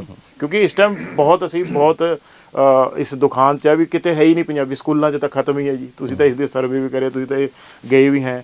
ਤੇ ਜਦੋਂ ਸਰਕਾਰੀ ਅਦਾਰਿਆਂ 'ਚ ਜਾਂ ਸਰਕਾਰੀ ਸਕੂਲਾਂ 'ਚ ਜਦੋਂ ਅਸੀਂ ਸਰਕਾਰੀ ਭਾਸ਼ਾ ਹੀ ਚੰਡੀਗੜ੍ਹ ਦੀ ਪੰਜਾਬੀ ਬਣਾ ਦਈਏ, ਪੰਜਾਬ ਦੀ ਰਾਜਧਾਨੀ ਹੈ, ਜਾਂ ਤਾਂ ਫਿਰ ਕਹੇ ਭਗਵੰਤ ਮਾਨ ਜੀ ਵੀ ਇੱਥੇ ਬੈਠੇ ਆ, ਸਾਡੀ ਪੰਜਾਬ ਸਰਕਾਰਾਂ ਵੀ ਇੱਥੇ ਬੈਠੀਆਂ ਤੇ ਕਹਿਣ ਵੀ ਇਹ ਪੰਜਾਬੀ ਦੀ ਰਾਜਧਾਨੀ ਨੇ, ਕਹਿ ਤਾਂ ਰਹੇ ਆ, ਬੈਠ ਕੇ ਉੱਥੇ ਹੀ ਫੈਸਲੇ ਕਰ ਰਹੇ ਆ। ਪਰ ਮੈਂ ਇਹੀ ਗੱਲ ਕਹਿ ਰਿਹਾ, ਅਪੀਲ ਕਰਦਾ ਭਗਵੰਤ ਮਾਨ ਜੀ, ਤੁਹਾਨੂੰ ਅਪੀਲ ਹੈ, ਤੁਸੀਂ ਵੱਡੇ ਫੈਸਲੇ ਲੈ ਰਹੇ ਹੋ, ਪਰ ਮੈਂ ਕਹਿੰਦਾ ਵੀ ਸਭ ਤੋਂ ਵੱਡਾ ਫੈਸਲਾ ਇਹੀ ਲਓ ਵੀ ਇਹ ਜਿੱਥੇ ਤੁਸੀਂ ਬੈਠ ਕੇ ਫੈਸਲਾ ਲਓ, ਇੱਥੇ ਪੰਜਾਬੀ ਕਰੋ। ਇੱਥੇ ਜਿਹੜੇ ਤੁਹਾਡੇ ਅਫਸਰ ਹੈ, ਤੁਹਾਡੇ ਸਾਰੇ ਸੈਕਟਰੀ ਹੈ, ਉਹ ਪੰਜਾਬੀ 'ਚ ਲਿਖਦੇ ਨਹੀਂ, ਉਹ ਸਾਰੀਆਂ ਗੱਲਾਂ ਅੰਗਰੇਜ਼ੀ ਚੱਲ ਰਹੀਆਂ। ਤੁਹਾਡੀ ਸੈਂਟਰ ਤੋਂ ਸਾਰੇ ਅੰਗਰੇਜ਼ੀ ਦੇ ਪੱਤਰ ਵਿਹਾਰ ਚੱਲ ਰਹੇ ਆ। ਵੀ ਪਹਿਲਾਂ ਇਹਨਾਂ ਨੂੰ ਠੀਕ ਕਰੋ। ਇਸ ਨੂੰ ਦੇਖ ਕੇ ਲੋਕ ਆਪਣੇ ਆਪ, ਮੈਨੂੰ ਲੱਗਦਾ ਵੀ ਲੋਕਾਂ ਨੂੰ ਆਪਾਂ ਨੂੰ ਕਹਿਣ ਦੀ ਅਪੀਲ ਹੀ ਨਹੀਂ ਕਰਨੀ ਪਊਗੀ। ਆਉਣ ਵਾਲਾ ਟਾਈਮ ਲੋਕ ਆਪਣੇ ਆਪ ਪੰਜਾਬੀ 'ਚ। ਤੁਸੀਂ ਜਿਹੜੀ ਗੱਲ ਕੀਤੀ ਆ ਸ਼ਰਮਾ ਜੀ, ਇਹ ਕਹਿੰਦੇ ਨੇ ਵੀ ਭਗਵੰਤ ਮਾਨ ਹੁਣੀ ਕੁਛ ਕਰਨ। ਜਦੋਂ ਅਮਿਤ ਸ਼ਾਹ ਕੇਂਦਰੀ ਗ੍ਰਹਿ ਮੰਤਰੀ ਇੱਥੇ ਆ ਕੇ ਇਹ ਗੱਲ ਕਹਿੰਦਾ ਵੀ 1 ਅਪ੍ਰੈਲ 2022 ਤੋਂ ਚੰਡੀਗੜ੍ਹ 'ਚ ਮੁਲਾਜ਼ਮਾਂ ਉੱਪਰ ਜਿਹੜੇ ਨੇ ਪੰਜਾਬ ਦੇ ਸੇਵਾ ਨਿਯਮ ਖਤਮ ਕਰਕੇ ਤੇ ਕੇਂਦਰੀ ਸੇਵਾ ਨਿਯਮ ਲਾਗੂ ਕੀਤੇ ਜਾਣਗੇ, ਤੇ ਭਗਵੰਤ ਮਾਨ ਵਿਧਾਨ ਸਭਾ ਦਾ ਸੈਸ਼ਨ ਬੁਲਾਉਂਦਾ ਹੈ, ਔਰ ਸੈਸ਼ਨ ਦੇ ਵਿੱਚ ਇਹ ਫੈਸਲਾ ਹੁੰਦਾ ਵੀ ਇਹ ਗਲਤ ਹੈ, ਇਹ ਲਾਗੂ ਨਾ ਕੀਤਾ ਜਾਵੇ, ਚੰਡੀਗੜ੍ਹ ਟਰਾਂਸਫਰ ਕੀਤਾ ਜਾਵੇ, ਤੇ 1 ਅਪ੍ਰੈਲ 2022 ਨੂੰ ਲਾਗੂ ਹੋ ਗਿਆ। ਕਾਉਂਸਲਰ ਤੁਹਾਡਾ ਪੰਜਾਬੀ ਦੀ ਆਵਾਜ਼ ਬੁਲੰਦ ਕਰਨ ਵਾਲਾ ਨਹੀਂ ਬਣ ਰਿਹਾ, ਨਾ ਸੰਸਦ ਮੈਂਬਰ ਕੋਈ ਇਦਾਂ ਦਾ ਤੁਹਾਨੂੰ ਮਿਲ ਰਿਹਾ ਵੀ ਜਿਹੜਾ ਪੰਜਾਬੀ ਦੀ ਆਵਾਜ਼ ਬੁਲੰਦ ਕਰੇ। ਫਿਰ ਪੰਜਾਬੀ ਭਾਸ਼ਾ ਲਾਗੂ ਕਿਵੇਂ ਕਰਾਓਗੇ? ਇੱਕ ਚੀਜ਼ ਦੁਨੀਆ ਦੀ ਸੱਚਾਈ ਹੈ ਕਿ ਜਿਸ ਕੰਮ ਦੇ ਵਿੱਚ ਤੁਹਾਡੀ ਲਗਾਤਾਰਤਾ ਹੈ ਔਰ ਤੁਹਾਡੀ ਨਿਸ਼ਠਾ ਹੈ, ਤੁਹਾਡਾ ਭਰੋਸਾ ਹੈ, ਤੇ ਤੁਸੀਂ ਇਹ ਨਿਰਣਾ ਕੀਤਾ ਕਿ ਅਸੀਂ ਤਾਂ ਇਸ ਨੂੰ ਲਾਗੂ ਕਰਵਾਉਣਾ ਹੀ ਕਰਵਾਉਣਾ, ਇੱਕ ਗੱਲ ਉਹ ਵੀ ਇੱਕ ਅਸਰ ਕਰਦੀ ਹੈ ਦੁਨੀਆ ਦੇ ਵਿੱਚ, ਜਿਹੜੀ ਦ੍ਰਿੜਤਾ ਤੇ ਵਿਸ਼ਵਾਸ ਹੈ। ਜਿੱਥੋਂ ਤੱਕ ਇਹਨਾਂ ਦਾ ਇਹ ਗ੍ਰਹਿ ਮੰਤਰੀ ਦੀ ਗੱਲ ਹੈ ਜਾਂ ਦੂਸਰੇ ਮੰਤਰੀਆਂ ਦੀ ਗੱਲ ਹੈ, ਉਹਨਾਂ ਨੇ ਇਕੱਲੀ ਭਾਸ਼ਾ ਦਾ ਸਵਾਲ ਹੀ ਨਹੀਂ, ਉਹਨਾਂ ਨੇ ਪੰਜਾਬੀਆਂ ਨੂੰ ਚੰਡੀਗੜ੍ਹ ਤੋਂ ਦੂਰ ਕਰਨ ਲਈ, ਯੂਨੀਵਰਸਿਟੀ ਤੋਂ ਦੂਰ ਕਰਨ ਲਈ, ਜਿਹੜੀ ਸਤਲੁਜ ਜਮਨਾ ਲਿੰਕ ਨਹਿਰ ਦਾ ਜਿਹੜਾ ਪਾਣੀ ਹੈ ਉਸ ਨੂੰ ਲੈ ਕੇ, ਭਾਖੜਾ ਮੈਨੇਜਮੈਂਟ ਨੂੰ ਲੈ ਕੇ, ਸਾਰੇ ਸਵਾਲਾਂ ਦੇ ਉੱਤੇ ਉਹ ਜਿਹੜੀ ਹੈ ਪੰਜਾਬ ਨਾਲ ਵਿਤਕਰਾ ਕਰ ਰਹੇ। ਉਹ ਸਮਝਦੇ ਆ ਕਿ ਜਿਵੇਂ ਜਿਵੇਂ ਅਸੀਂ ਪੰਜਾਬ ਨਾਲ ਵਿਤਕਰਾ ਕਰਾਂਗੇ, ਉਵੇਂ ਉਵੇਂ ਜਿਹੜੀ ਸਾਡੀ ਇਸ ਤਰ੍ਹਾਂ ਦੀ ਮਾਨਸਿਕਤਾ ਬਣੀ ਹੈ, ਭਾਵੇਂ ਉਹ ਅੰਗਰੇਜ਼ੀ ਪ੍ਰਤੀ ਹੈ ਤੇ ਭਾਵੇਂ ਉਹ ਹਿੰਦੀ ਪ੍ਰਤੀ ਹੈ, ਉਸ ਨੂੰ ਬਲ ਮਿਲੇਗਾ। ਇਸ ਬਲ ਨੂੰ ਹੋਰ ਤਕੜਾ ਕਰਨ ਲਈ ਉਹ ਵਿਉਂਤਾਂ ਜਿਹੜੀਆਂ ਹੈ ਬੋਲ ਰਹੇ ਆ। ਲੇਕਿਨ ਅਸੀਂ ਸੰਘਰਸ਼ ਕਰ ਰਹੇ ਹਾਂ, ਲੱਗੇ ਹੋਏ ਹਾਂ, ਦ੍ਰਿੜਤਾ ਨਾਲ ਲੱਗੇ ਹਾਂ। ਇਹ ਜਿਹਦੇ ਵਿੱਚ ਮੈਂ ਪਹਿਲਾਂ ਗੱਲ ਸ਼ੁਰੂ ਕੀਤੀ ਸੀ, ਜਿਸ ਦੇ ਵਿੱਚ ਲਗਾਤਾਰਤਾ, ਜਿਸ ਦੇ ਵਿੱਚ ਨਿਸ਼ਠਾ, ਜਿਸ ਦੇ ਵਿੱਚ ਮਤਲਬ ਹੈ ਆਪਣਾ ਫੈਸਲਾ, ਅਟਲ ਫੈਸਲਾ, ਉਹ ਲਾਗੂ ਜ਼ਰੂਰ ਹੀ ਹੋਏਗਾ, ਇਸ ਨੂੰ ਰੋਕ ਨਹੀਂ ਸਕਦਾ। ਸ਼ਰਮਾ ਨੂੰ ਬਹੁਤ ਆਸ ਹੈ ਵੀ ਇਹ ਲਾਗੂ ਹੋਊਗਾ, ਭਾਵੇਂ 56 ਸਾਲ ਨਿਕਲ ਗਏ ਨੇ। 56 ਸਾਲਾਂ ਤੋਂ ਬਾਅਦ ਵੀ ਆਸ ਰੱਖਣੀ ਬਹੁਤ ਵੱਡਾ ਗੁਰਦਾ, ਬਹੁਤ ਵੱਡੀ ਹਿੰਮਤ ਹੈ ਤੁਹਾਡੇ 'ਚ, ਤੁਸੀਂ ਆਸ ਲਾਈ ਬੈਠੇ ਜੇ। ਇਹ ਜਦੋਂ ਤੁਸੀਂ ਨਾਅਰੇ ਲਾਉਂਦੇ ਜੇ, ਜਦੋਂ ਤੁਸੀਂ ਸੜਕਾਂ 'ਤੇ ਨਿਕਲਦੇ ਜੇ, ਕੋਈ ਸਰਕਾਰ ਤੁਹਾਨੂੰ ਕਿਤੇ ਕਹਿੰਦੀ ਹੈ ਵੀ ਆਓ ਯਾਰ ਸਾਡੇ ਨਾਲ ਗੱਲ ਕਰ ਲਓ? ਕੋਈ ਪ੍ਰਸ਼ਾਸਨ ਨੇ ਕਦੀ ਗੱਲਬਾਤ ਵੀ ਕੀਤੀ ਹੈ? ਬਿਲਕੁਲ ਜੀ, ਜਦੋਂ ਅਸੀਂ ਸੈਕਟਰ 17 ਦੇ ਵਿੱਚ ਧਰਨਾ ਦਿੱਤਾ ਸੀਗਾ ਤੇ ਅਸੀਂ ਫੈਸਲਾ ਕੀਤਾ ਸੀ ਕਿ ਗਵਰਨਰ ਦਾ ਘਰਾਓ ਕੇ ਕਰਾਂਗੇ। ਤਾਂ ਉਸ ਵਕਤ ਗਵਰਨਰ ਨੇ 2 ਦਿਨ ਲਗਾਤਾਰ ਸਾਡੇ ਨਾਲ ਗੱਲਬਾਤ ਕੀਤੀ ਸੀਗੀ, ਚੰਡੀਗੜ੍ਹ ਪੰਜਾਬੀ ਮੰਚ ਨਾਲ 2 ਦਿਨ ਲਗਾਤਾਰ ਗੱਲਬਾਤ ਕੀਤੀ ਸੀ। ਪਰ ਗੱਲਬਾਤ ਉੱਥੇ ਆ ਕੇ ਹੀ ਖਤਮ ਹੋ ਜਾਂਦੀ ਆ ਕਿ ਇਹ ਜ਼ਰੂਰ ਮੰਨਦੇ ਆ ਕਿ ਹਾਂ ਤੁਹਾਡੀ ਮੰਗ ਜਾਇਜ਼ ਆ, ਇਹ ਜ਼ਰੂਰ ਮੰਗਦੇ ਆ ਕਿ ਹਾਂ ਇਹ ਮੰਨੀ ਜਾਣੀ ਚਾਹੀਦੀ ਆ, ਪਰ ਮੰਨੀ ਨਹੀਂ ਕਿ ਜਦੋਂ ਇਹ ਗੱਲ ਸੈਂਟਰ ਦੇ ਵਿੱਚ ਜਾਂਦੀ ਆ ਤਾਂ ਇਹ ਕਹਿੰਦੇ ਆ ਕਿ ਇੱਥੇ 2 ਸੂਬਿਆਂ ਦੀ ਰਾਜਧਾਨੀ ਆ ਇਹ, ਪੰਜਾਬ ਦੀ ਤੇ ਹਰਿਆਣੇ ਦੀ। ਜੇ ਅਸੀਂ ਇੱਥੇ ਲਾਗੂ ਕਰਾਂਗੇ ਤਾਂ ਹਰਿਆਣੇ ਦਰ ਪੰਜਾਬ ਦੇ ਵਿੱਚ ਟਕਰਾਅ ਹੋ ਸਕਦਾ ਹੈ, ਜਦ ਕਿ ਇਹ ਬਿਲਕੁਲ ਝੂਠ ਗੱਲ ਆ, ਬਿਲਕੁਲ ਨਿਰਾਧਾਰ ਗੱਲ ਆ ਇਹ। ਜੇ ਹਰਿਆਣਾ ਅਲੱਗ ਕੀਤਾ ਹੈ, ਪੰਜਾਬ ਦਾ ਛੋਟਾ ਭਾਈ ਹਰਿਆਣਾ ਹੈ, ਹਰਿਆਣਾ ਅਲੱਗ ਕੀਤਾ ਹੈ, ਤਾਂ ਹਰਿਆਣੇ ਨਾਲ ਤਾਂ ਹੋਰ ਵੀ ਜ਼ਿਆਦਾ ਧਰੋਹ ਕਮਾਇਆ ਗਿਆ। ਉਸ ਨੂੰ ਉਸਦੀ ਰਾਜਧਾਨੀ ਹੀ ਨਹੀਂ ਦਿੱਤੀ ਗਈ। ਇੱਕ ਰਾਜਧਾਨੀ ਉਸ ਨੂੰ ਦਿੱਤੀ ਗਈ ਆ ਜਿਹੜੀ ਪੰਜਾਬ ਦੀ ਰਾਜਧਾਨੀ ਸੀ, ਉਸ ਦੇ ਵਿੱਚ ਕੰਮ ਕਰਨ ਵਾਸਤੇ ਉਸ ਨੂੰ ਉਧਾਰ ਦੇ ਤੌਰ ਤੇ ਦਿੱਤੀ ਹੈ, ਟੈਂਪਰੇਰੀ ਦੇ ਤੌਰ ਤੇ ਦਿੱਤੀ ਹੈ ਇਹ। ਤੇ ਉਸਦੇ ਨਾਲ ਤਾਂ ਮੈਂ ਕਹਾਂਗਾ ਕਿ ਹਰਿਆਣੇ ਨੂੰ ਤਾਂ ਮੰਗ ਕਰਨੀ ਚਾਹੀਦੀ ਆ। ਹੁਣ ਸੈਂਟਰ ਦੇ ਵਿੱਚ ਸਰਕਾਰ ਬੀਜੇਪੀ ਦੀ ਆ, ਹਰਿਆਣੇ ਦੇ ਵਿੱਚ ਸਰਕਾਰ ਬੀਜੇਪੀ ਦੀ ਆ। ਹਰਿਆਣੇ ਨੂੰ ਮੰਗ ਕਰਨੀ ਚਾਹੀਦੀ ਹੈ ਕਿ ਸਾਨੂੰ ਕਿਤੇ ਨਾ ਕਿਤੇ ਹਰਿਆਣੇ ਦੇ ਵਿੱਚ ਬਣਾ ਕੇ ਦਿੱਤੀ ਜਾਵੇ ਰਾਜਧਾਨੀ। ਤੇ ਇਹ ਰਾਜਧਾਨੀ ਹੈ ਜਿਹੜੀ ਤੁਹਾਡਾ ਮਤਲਬ ਜਿਵੇਂ ਅਧਿਕਾਰੀਆਂ ਨੂੰ ਮੌਕਾ ਮਿਲ ਗਿਆ ਵੀ 2 ਬਿੱਲੀਆਂ ਦੀ ਲੜਾਈ 'ਚ ਵੀ ਜੇ ਅਸੀਂ ਹਿੰਦੀ ਲਾਗੂ ਕਰਤੀ ਪੰਜਾਬੀ ਔਖੇ ਹੋ ਜਾਣਗੇ, ਜੇ ਪੰਜਾਬੀ ਲਾਗੂ ਕਰਤੀ ਤੇ ਹਰਿਆਣਵੀ ਔਖੇ ਹੋ ਜਾਣਗੇ, ਇਸ ਲਈ ਉਹ ਆਪਣੀ ਜੋ ਉਹਨਾਂ ਨੂੰ ਸਹੂਲਤ ਹੈ ਵੀ ਅੰਗਰੇਜ਼ੀ ਚੱਲਣ। ਬਿਲਕੁਲ ਜੀ, ਜਿਹੜਾ ਕੋਈ ਐਕਸਪੈਰੀਮੈਂਟ ਕਰਨਾ ਹੁੰਦਾ ਉਹ ਚੰਡੀਗੜ੍ਹ ਪਰ ਕੀਤਾ ਜਾਂਦਾ ਹੈ। ਔਰ ਇੱਕ ਇੱਥੇ ਹੋਰ ਵੀ ਮੈਂ ਇਹ ਗੱਲ ਕਹਿਣੀ ਚਾਹੂੰਗਾ, ਸਾਡੇ ਨਾਲ ਸਾਂਝੀ ਕਰਨੀ ਚਾਹੂੰਗਾ ਕਿ ਜੇ ਕਿਤੇ ਦੇਸ਼ ਦੇ ਵਿੱਚ ਕੋਈ ਮੂਵਮੈਂਟ ਉੱਠਦੀ ਆ ਤਾਂ ਪੰਜਾਬ ਤੋਂ ਉੱਠਦੀ ਆ। ਜੇ ਪਿੱਛੇ ਤੁਸੀਂ ਆਪਾਂ ਆਖੀਏ ਖੇਤੀ ਬਿੱਲਾਂ ਨੂੰ ਲੈ ਕੇ ਕਿਸਾਨੀ ਅੰਦੋਲਨ, ਤਾਂ ਕਿਸਾਨੀ ਅੰਦੋਲਨ ਹੋਇਆ ਤਾਂ ਉਹ ਵੀ ਪੰਜਾਬ ਤੋਂ ਸ਼ੁਰੂ ਹੋਇਆ। ਇਹ ਕਿਤੇ ਨਾ ਕਿਤੇ ਪੰਜਾਬ ਰੜਕਦਾ ਹੈ ਤੇ ਪੰਜਾਬ ਦੇ ਵਿੱਚੋਂ ਇਸ ਨੂੰ ਥੋੜਾ ਥੋੜਾ ਕਰਕੇ ਵੱਢਣਾ ਚਾਹੁੰਦੇ ਆ, ਕੱਢਣਾ ਚਾਹੁੰਦੇ ਆ ਕਿ ਆਉਣ ਵਾਲੇ ਸਮੇਂ ਦੇ ਵਿੱਚ ਜਿਹੜੀ ਇਹਨਾਂ ਦੀ ਨੀਤੀ ਆ ਹਿੰਦੂ, ਹਿੰਦੀ ਤੇ ਹਿੰਦੁਸਤਾਨ, ਉਸ ਨੀਤੀ ਦੇ ਉੱਤੇ ਇਹ ਕੰਮ ਕਰ ਸਕਣ, ਜਿਹੜੀ ਕਿ ਜੇ ਇਹ ਇਸ ਪਾਸੇ ਨੂੰ ਤੁਰਨਗੇ ਤਾਂ ਮੈਂ ਨਹੀਂ ਸਮਝਦਾ ਕਿ ਜਿਹੜੇ ਪੰਜਾਬੀ ਬਾਹਰ ਬੈਠੇ ਆ ਉਹ ਬਾਹਰ ਤੋਂ ਨਹੀਂ ਆਉਣਗੇ, ਉਹ ਪੰਜਾਬ ਦੇ ਵਿੱਚ ਜ਼ਰੂਰ ਆਉਣਗੇ। ਤੇ ਜਿਹੜੇ ਇਹ ਸੋਚਦੇ ਆ ਕਿ ਸੈਂਟਰ ਦੇ ਮਹਿਕਮਿਆਂ ਦੇ ਵਿੱਚ ਜਿਹੜੇ ਪੰਜਾਬੀ ਬੈਠੇ ਆ ਜਾਂ ਫੌਜ ਦੇ ਵਿੱਚ ਜਿਹੜੇ ਪੰਜਾਬੀ ਬੈਠੇ ਆ ਉਹ ਬਗਾਵਤ ਨਹੀਂ ਕਰਨਗੇ, ਮੈਂ ਜ਼ਰੂਰ ਇਹ ਗੱਲ ਕਹਿ ਦੇਣੀ ਚਾਹੂੰਗਾ। ਜੇ ਕਿਤੇ ਇਹਨਾਂ ਦਾ ਇਹ ਮਨਸ਼ਾ ਹੈ ਕਿ ਪੰਜਾਬ ਨੂੰ ਤੋੜ ਕੇ ਜਾਂ ਪੰਜਾਬੀਆਂ ਦੇ ਬੱਚਿਆਂ ਨੂੰ ਬਾਹਰ ਭੇਜ ਕੇ ਤੰਗ ਕਰਕੇ ਇਹ ਬਾਹਰ ਭੇਜਣ ਦੇ ਲਈ ਮਜਬੂਰ ਕਰ ਰਹੇ ਆ, ਬਾਹਰ ਭੇਜ ਕੇ ਕਿਤੇ ਇਹ ਹਿੰਦੁਸਤਾਨ ਨੂੰ ਜਾਂ ਆਪਣੇ ਸਾਡੇ ਭਾਰਤ ਨੂੰ ਹਿੰਦੂ, ਹਿੰਦੀ ਤੇ ਹਿੰਦੁਸਤਾਨ ਦੇ ਭਗਵੇਂ ਦੇ ਰੂਪ ਦੇ ਵਿੱਚ ਲੈਣਾ ਚਾਹੁੰਦੇ ਆ ਤਾਂ ਬਿਲਕੁਲ ਭੁੱਲ ਜਾਣਾ ਚਾਹੀਦਾ ਇਹਨਾਂ ਨੂੰ। ਜਿਵੇਂ ਪਹਿਲਾਂ ਗੱਲ ਕੀਤੀ ਸੀ ਵੀ ਤੁਸੀਂ ਤੇ ਪੰਜਾਬੀ ਮਾਂ ਬੋਲੀ ਨੂੰ ਰੋਂਦੇ ਜੇ, ਲੱਗਦਾ ਵੀ ਜਿਵੇਂ ਪੰਜਾਬੀਅਤ ਹੀ ਇੱਥੋਂ ਖਤਮ ਹੋ ਰਹੀ। ਤੁਸੀਂ ਚੰਡੀਗੜ੍ਹ ਪੁਲਿਸ ਵੱਲ ਝਾਤ ਮਾਰ ਲਓ, ਤੁਸੀਂ ਯੂਟੀ ਸੈਕਟਰੀਏਟ ਵੱਲ ਝਾਤ ਮਾਰ ਲਓ, ਤੁਸੀਂ ਕਿਸੇ ਵੀ ਦਫ਼ਤਰ ਵੱਲ ਝਾਤ ਮਾਰ ਲਓ, ਤੁਸੀਂ ਕਾਰਪੋਰੇਸ਼ਨ ਜਿਵੇਂ ਆਪਾਂ ਸਿਆਸੀ ਜਿਹੜਾ ਅਖਾੜੇ ਉਹ ਤੇ ਗੱਲ ਕਰ ਲਈ ਹੈ ਵੀ ਪੰਜਾਬੀਅਤ ਗਾਇਬ ਹੈ। ਉਹ ਭਾਸ਼ਾ ਦੇ ਤੌਰ ਤੇ ਹੋ ਸਕਦੀ ਹੈ, ਉਹ ਦਿੱਖ ਦੇ ਤੌਰ ਤੇ ਹੋ ਸਕਦੀ ਹੈ। ਇਹ ਸਾਰੀ ਗੱਲ ਤੋਂ ਲੱਗਦਾ ਨਹੀਂ ਵੀ ਕਿਤੇ ਸੁਖਜੀਤ ਸੁੱਖੇ ਨੂੰ ਇਹ ਵੀ ਨਾਅਰਾ ਲਾਉਣਾ ਪਊਗਾ ਵੀ ਚੰਡੀਗੜ੍ਹ 'ਚ ਸਾਡੀ ਪੰਜਾਬੀਅਤ ਬਹਾਲ ਕਰੋ। ਉਹ ਤਾਂ ਲਾਏ ਰਹੇ ਆ, ਪਰ ਮੈਂ ਉਹੀ ਗੱਲ ਵੀ ਚੰਡੀਗੜ੍ਹ ਤੋਂ ਹੀ ਇਹਨਾਂ ਨੇ, ਜਿਵੇਂ ਸੋਮਲ ਜੀ ਨੇ ਵੀ ਦੱਸਿਆ, ਸ਼ਰਮਾ ਜੀ ਨੇ ਵੀ, ਇਹ ਆ ਜਿਹੜੇ ਚੰਡੀਗੜ੍ਹ ਨੂੰ ਚੰਡੀਗੜ੍ਹ 'ਚ ਬੈਠ ਕੇ ਹੀ ਇਹ ਪੰਜਾਬ ਨੂੰ ਨੱਪਣਾ ਚਾਹੁੰਦੇ ਨੇ। ਹੁਣ ਤੁਸੀਂ ਮੋਹਾਲੀ ਆ ਰਹੇ ਏਰੀਆ, ਆਪਾਂ ਜਿੱਥੇ ਬੈਠੇ ਆ ਜੀ, ਮੈਨੂੰ ਦਿਖਾ ਦਿਓ ਇੱਥੇ ਪੰਜਾਬੀ ਕਿਤੇ ਹੈਗੀ ਹੈ ਜੀ? ਇੱਥੋਂ ਕਿਸੇ ਦਫ਼ਤਰਾਂ 'ਚ ਦਿਖਾ ਦਿਓ। ਸਰਕਾਰੀ ਆਹ ਬਿਜ਼ਨਸ ਸਕੂਲ ਐਡਾ ਬੜਾ ਬਣਿਆ ਹੋਇਆ, ਸੈਂਟਰ ਦੇ ਜਿੰਨੇ ਅਦਾਰੇ ਉਹਨਾਂ 'ਚ ਤਾਂ ਪੰਜਾਬੀ ਮਤਲਬ ਹੀ ਨਹੀਂ। ਜਿਹੜੀ ਪੰਜਾਬ ਦੇ ਵੀ ਅਦਾਰੇ ਆ ਜੀ, ਉਹਨਾਂ 'ਚ ਵੀ ਤੁਸੀਂ ਬੈਂਕਾਂ ਚਲੇ ਜਾਓ, ਤੁਹਾਨੂੰ ਸਭ ਹਿੰਦੀ 'ਚ ਗੱਲ ਕਰਦੇ ਆ। ਅਦਾਲਤਾਂ ਵੀ ਅੰਗਰੇਜ਼ੀ ਬੋਲਦੀਆਂ। ਉਹ ਤਾਂ ਹੈ ਹੀ, ਉਹ ਤਾਂ ਸਾਡੇ ਪੂਰੀ ਉੱਥੋਂ ਤੋਂ ਹੀ ਸਾਰਾ ਸਿਸਟਮ। ਹੁਣ ਕਿਸੇ ਨੂੰ ਮੇਰੇ ਵਰਗਾ ਦੇਸੀ ਬੰਦਾ ਪਿੰਡਾਂ 'ਚ ਜਾ ਕੇ ਉੱਥੇ ਅੰਗਰੇਜ਼ੀ 'ਚ ਵਕੀਲ ਤੇ ਜੱਜ ਲੜਦੇ ਹੁੰਦੇ। ਖੁਦ ਮੁੱਖ ਮੰਤਰੀ ਕਹਿੰਦਾ ਵੀ ਹਾਲੇ ਵੀ ਪੰਜਾਬ 'ਚ ਇਦਾਂ ਦੇ ਸਕੂਲ ਨੇ ਜਿੱਥੇ ਬੱਚਿਆਂ ਨੂੰ ਪੰਜਾਬੀ ਬੋਲਣ ਤੇ ਜੁਰਮਾਨੇ ਲੱਗਦੇ। ਮੈਂ ਕਹਿੰਦਾ ਮੋਹਾਲੀ ਦਾ ਕੋਈ ਸਕੂਲ ਦੱਸ ਦੇਵੇ ਸਾਨੂੰ, ਕੋਈ ਸਰਕਾਰੀ ਨੂੰ ਛੱਡ ਕੇ। ਸਰਕਾਰੀਆਂ 'ਚ ਵੀ ਹਾਲ ਹੈ ਕੋਈ ਵੀ। ਮੈਂ ਨਾ ਪ੍ਰਾਈਵੇਟ ਸਕੂਲ ਹੈ ਜੀ, ਮੈਂ ਖੁਦ, ਮੇਰੇ ਰਿਸ਼ਤੇਦਾਰ ਹੈ ਇੱਥੇ, ਬੱਚੇ ਹਿੰਦੀ ਬੋਲਦੇ ਆ ਸਾਰੇ। ਮੋਹਾਲੀ ਦੇ, ਚੰਡੀਗੜ੍ਹ ਦਾ ਅਸੀਂ ਚੰਡੀਗੜ੍ਹ ਨੂੰ ਰੋ ਰਹੇ ਹਾਂ, ਮੋਹਾਲੀ ਦਾ ਹਾਲ ਹੈ ਕਿਉਂਕਿ ਉੱਥੋਂ ਬੈਠਿਆ ਗੰਡਾਸਾ ਚੱਲ ਰਿਹਾ ਜੀ ਅੱਗੇ। ਇਹ ਲੁਧਿਆਣੇ ਤੱਕ ਜਾਣਾ ਜੀ। ਮੈਂ ਹੁਣ ਵੀ ਅਪੀਲ ਕਰਦਾ ਪੰਜਾਬੀਆਂ ਨੂੰ, ਭਗਵੰਤ ਮਾਨ ਨੂੰ, ਵੀ ਤੁਹਾਡੇ ਤੋਂ ਬਹੁਤ ਵੱਡੀ ਆਸ ਹੈ। ਤੁਹਾਨੂੰ ਪੰਜਾਬੀਆਂ ਨੇ ਬਹੁਤ ਵੱਡਾ ਮਾਨ ਸਨਮਾਨ ਦਿੱਤਾ ਹੈ ਵੀ ਇਹਨੂੰ, ਠੀਕ ਹੈ ਤੁਹਾਡੇ ਉੱਪਰ, ਠੀਕ ਹੈ ਸੈਂਟਰ ਬਹੁਤ ਤਕੜੀਆਂ ਚਾਲਾਂ ਚੱਲ ਰਿਹਾ, ਪਰ ਉਹਨੂੰ ਤਕੜਾ ਹੋਣਾ ਪੈਣਾ।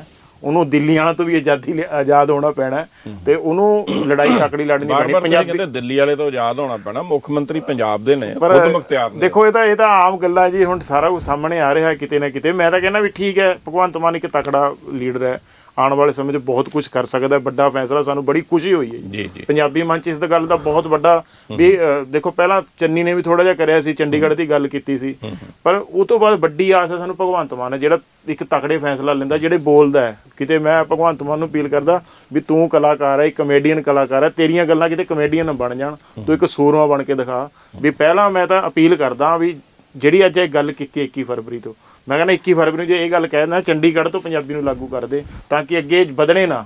ਜਿਹੜਾ ਗੰਡਾਸਾ ਹਿੰਦੀ ਦਾ ਚੱਲ ਰਿਹਾ, ਅੰਗਰੇਜ਼ੀ ਦਾ ਚੱਲ ਰਿਹਾ, ਤੁਹਾਡਾ ਮਤਲਬ ਭਗਵੰਤ ਮਾਨ ਨੂੰ ਪੰਜਾਬ ਦੇ ਨਾਲ ਚੰਡੀਗੜ੍ਹ ਪ੍ਰਸ਼ਾਸਨ ਨੂੰ ਵੀ ਅਲਟੀਮੇਟਮ ਦੇਣਾ ਚਾਹੀਦਾ, ਕਿਉਂਕਿ ਉੱਥੇ ਬੈਠੇ ਫੈਸਲੇ ਹੋ ਰਹੇ ਆ ਜੀ, ਉੱਥੋਂ ਹੀ ਤਾਂ ਸਾਰਾ ਸਿਸਟਮ ਚੱਲ ਰਿਹਾ, ਚੰਡੀਗੜ੍ਹ ਤੋਂ ਹੀ। ਚੰਡੀਗੜ੍ਹ ਬੈਠ ਕੇ ਜੇ ਬੰਦਾ ਬੈਠ ਕੇ ਜੇਲ੍ਹ 'ਚ ਚਿੱਠੀਆਂ ਲਿਖ ਰਿਹਾ, ਇੱਕ ਜੇਲ੍ਹ ਹੈ ਇਹਨਾਂ ਦੀ, ਉਸ 'ਚ ਬੈਠ ਕੇ ਤੁਸੀਂ ਪੰਜਾਬੀ ਦੀ ਗੱਲ ਤੁਸੀਂ ਪਹਿਲਾਂ ਚੰਡੀਗੜ੍ਹ ਤੋਂ ਸ਼ੁਰੂ ਕਰੋ।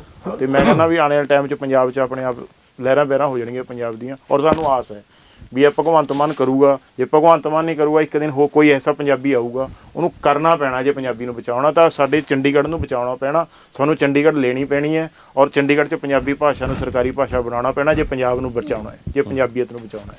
ਸ਼ਰਮਾ ਜੀ, ਇੱਕ ਤੁਸੀਂ ਫਾਇਆ ਕਿਉਂ ਨਹੀਂ ਵੱਢ ਦਿੰਦੇ? ਤੁਸੀਂ ਪੰਜਾਬੀ ਮੰਚ ਦੇ ਕਾਫੀ ਪਲੇਟਫਾਰਮ ਲੰਬਾ ਚੌੜਾ ਕਰ ਲਿਆ, ਤੇ ਤੁਸੀਂ ਸੰਸਦ ਮੈਂਬਰ ਹੀ ਆਪਣਾ ਬਣਾਓ, ਕੋਈ ਇਦਾਂ ਦਾ ਬੰਦਾ ਤੁਸੀਂ ਤਿਆਰ ਕਰੋ ਜਿਹੜਾ ਪਾਰਲੀਮੈਂਟ 'ਚ ਜਾ ਕੇ ਕਹੇ ਵੀ ਸਾਡੀ ਮਾਂ ਬੋਲੀ ਕਿਵੇਂ ਖੋਲੀ। ਇਦਾਂ ਦਾ ਕੋਈ ਵਸੀਲਾ ਨਹੀਂ ਲੱਭਦਾ। ਗੱਲ ਇਹ ਹੈ ਜੀ, ਇੱਕ ਤਾਂ ਗੱਲ ਮੈਂ ਇਹ ਕਹਿਣੀ ਹੈ ਕਿ ਕੇਂਦਰ ਵੱਲੋਂ ਹਰਿਆਣੇ ਨੂੰ ਕੋਈ ਰਿਆਇਤ ਤਾਂ ਦਿੱਤੀ ਜਾ ਸਕਦੀ ਹੈ, ਦਿੱਤੀ ਗਈ ਹੈ, ਲੇਕਿਨ ਹਰਿਆਣੇ ਦਾ ਕੋਈ ਨੁਕਸਾਨ ਨਹੀਂ ਕੀਤਾ ਗਿਆ। ਪੰਜਾਬ ਤੇ ਹਰਿਆਣੇ ਦੀ ਜਦੋਂ ਗੱਲ ਕਰੀਏ, ਚਾਹੇ ਪਾਣੀ ਦਾ ਸਵਾਲ ਹੈ, ਚਾਹੇ ਚੰਡੀਗੜ੍ਹ ਦੇ ਵਿੱਚ ਉਹਨਾਂ ਨੂੰ ਜ਼ਮੀਨ ਦੇਣ ਦਾ ਜਿਹੜੀ ਉਹਨੇ ਮੰਗ ਕਰ ਰਹੀ ਹੈ ਵਿਧਾਨ ਸਭਾ, ਚਾਹੇ ਫਿਰ ਭਗਵੰਤ ਮਾਨ ਦਾ ਉਹਦੇ ਬਾਰੇ ਸਾਨੂੰ ਵੀ ਦਿਓ, ਲੇਕਿਨ ਇਹ ਸਾਰੀਆਂ ਗੱਲਾਂ ਹੀ ਹਰਿਆਣੇ ਨੂੰ ਜਿਵੇਂ ਚੱਕ ਕੇ ਕਿਸੇ ਬੰਦੇ ਨੂੰ ਰੱਖਣਾ ਹੋਵੇ ਪੰਜਾਬ ਦੇ ਖਿਲਾਫ ਇਹ ਹੈ।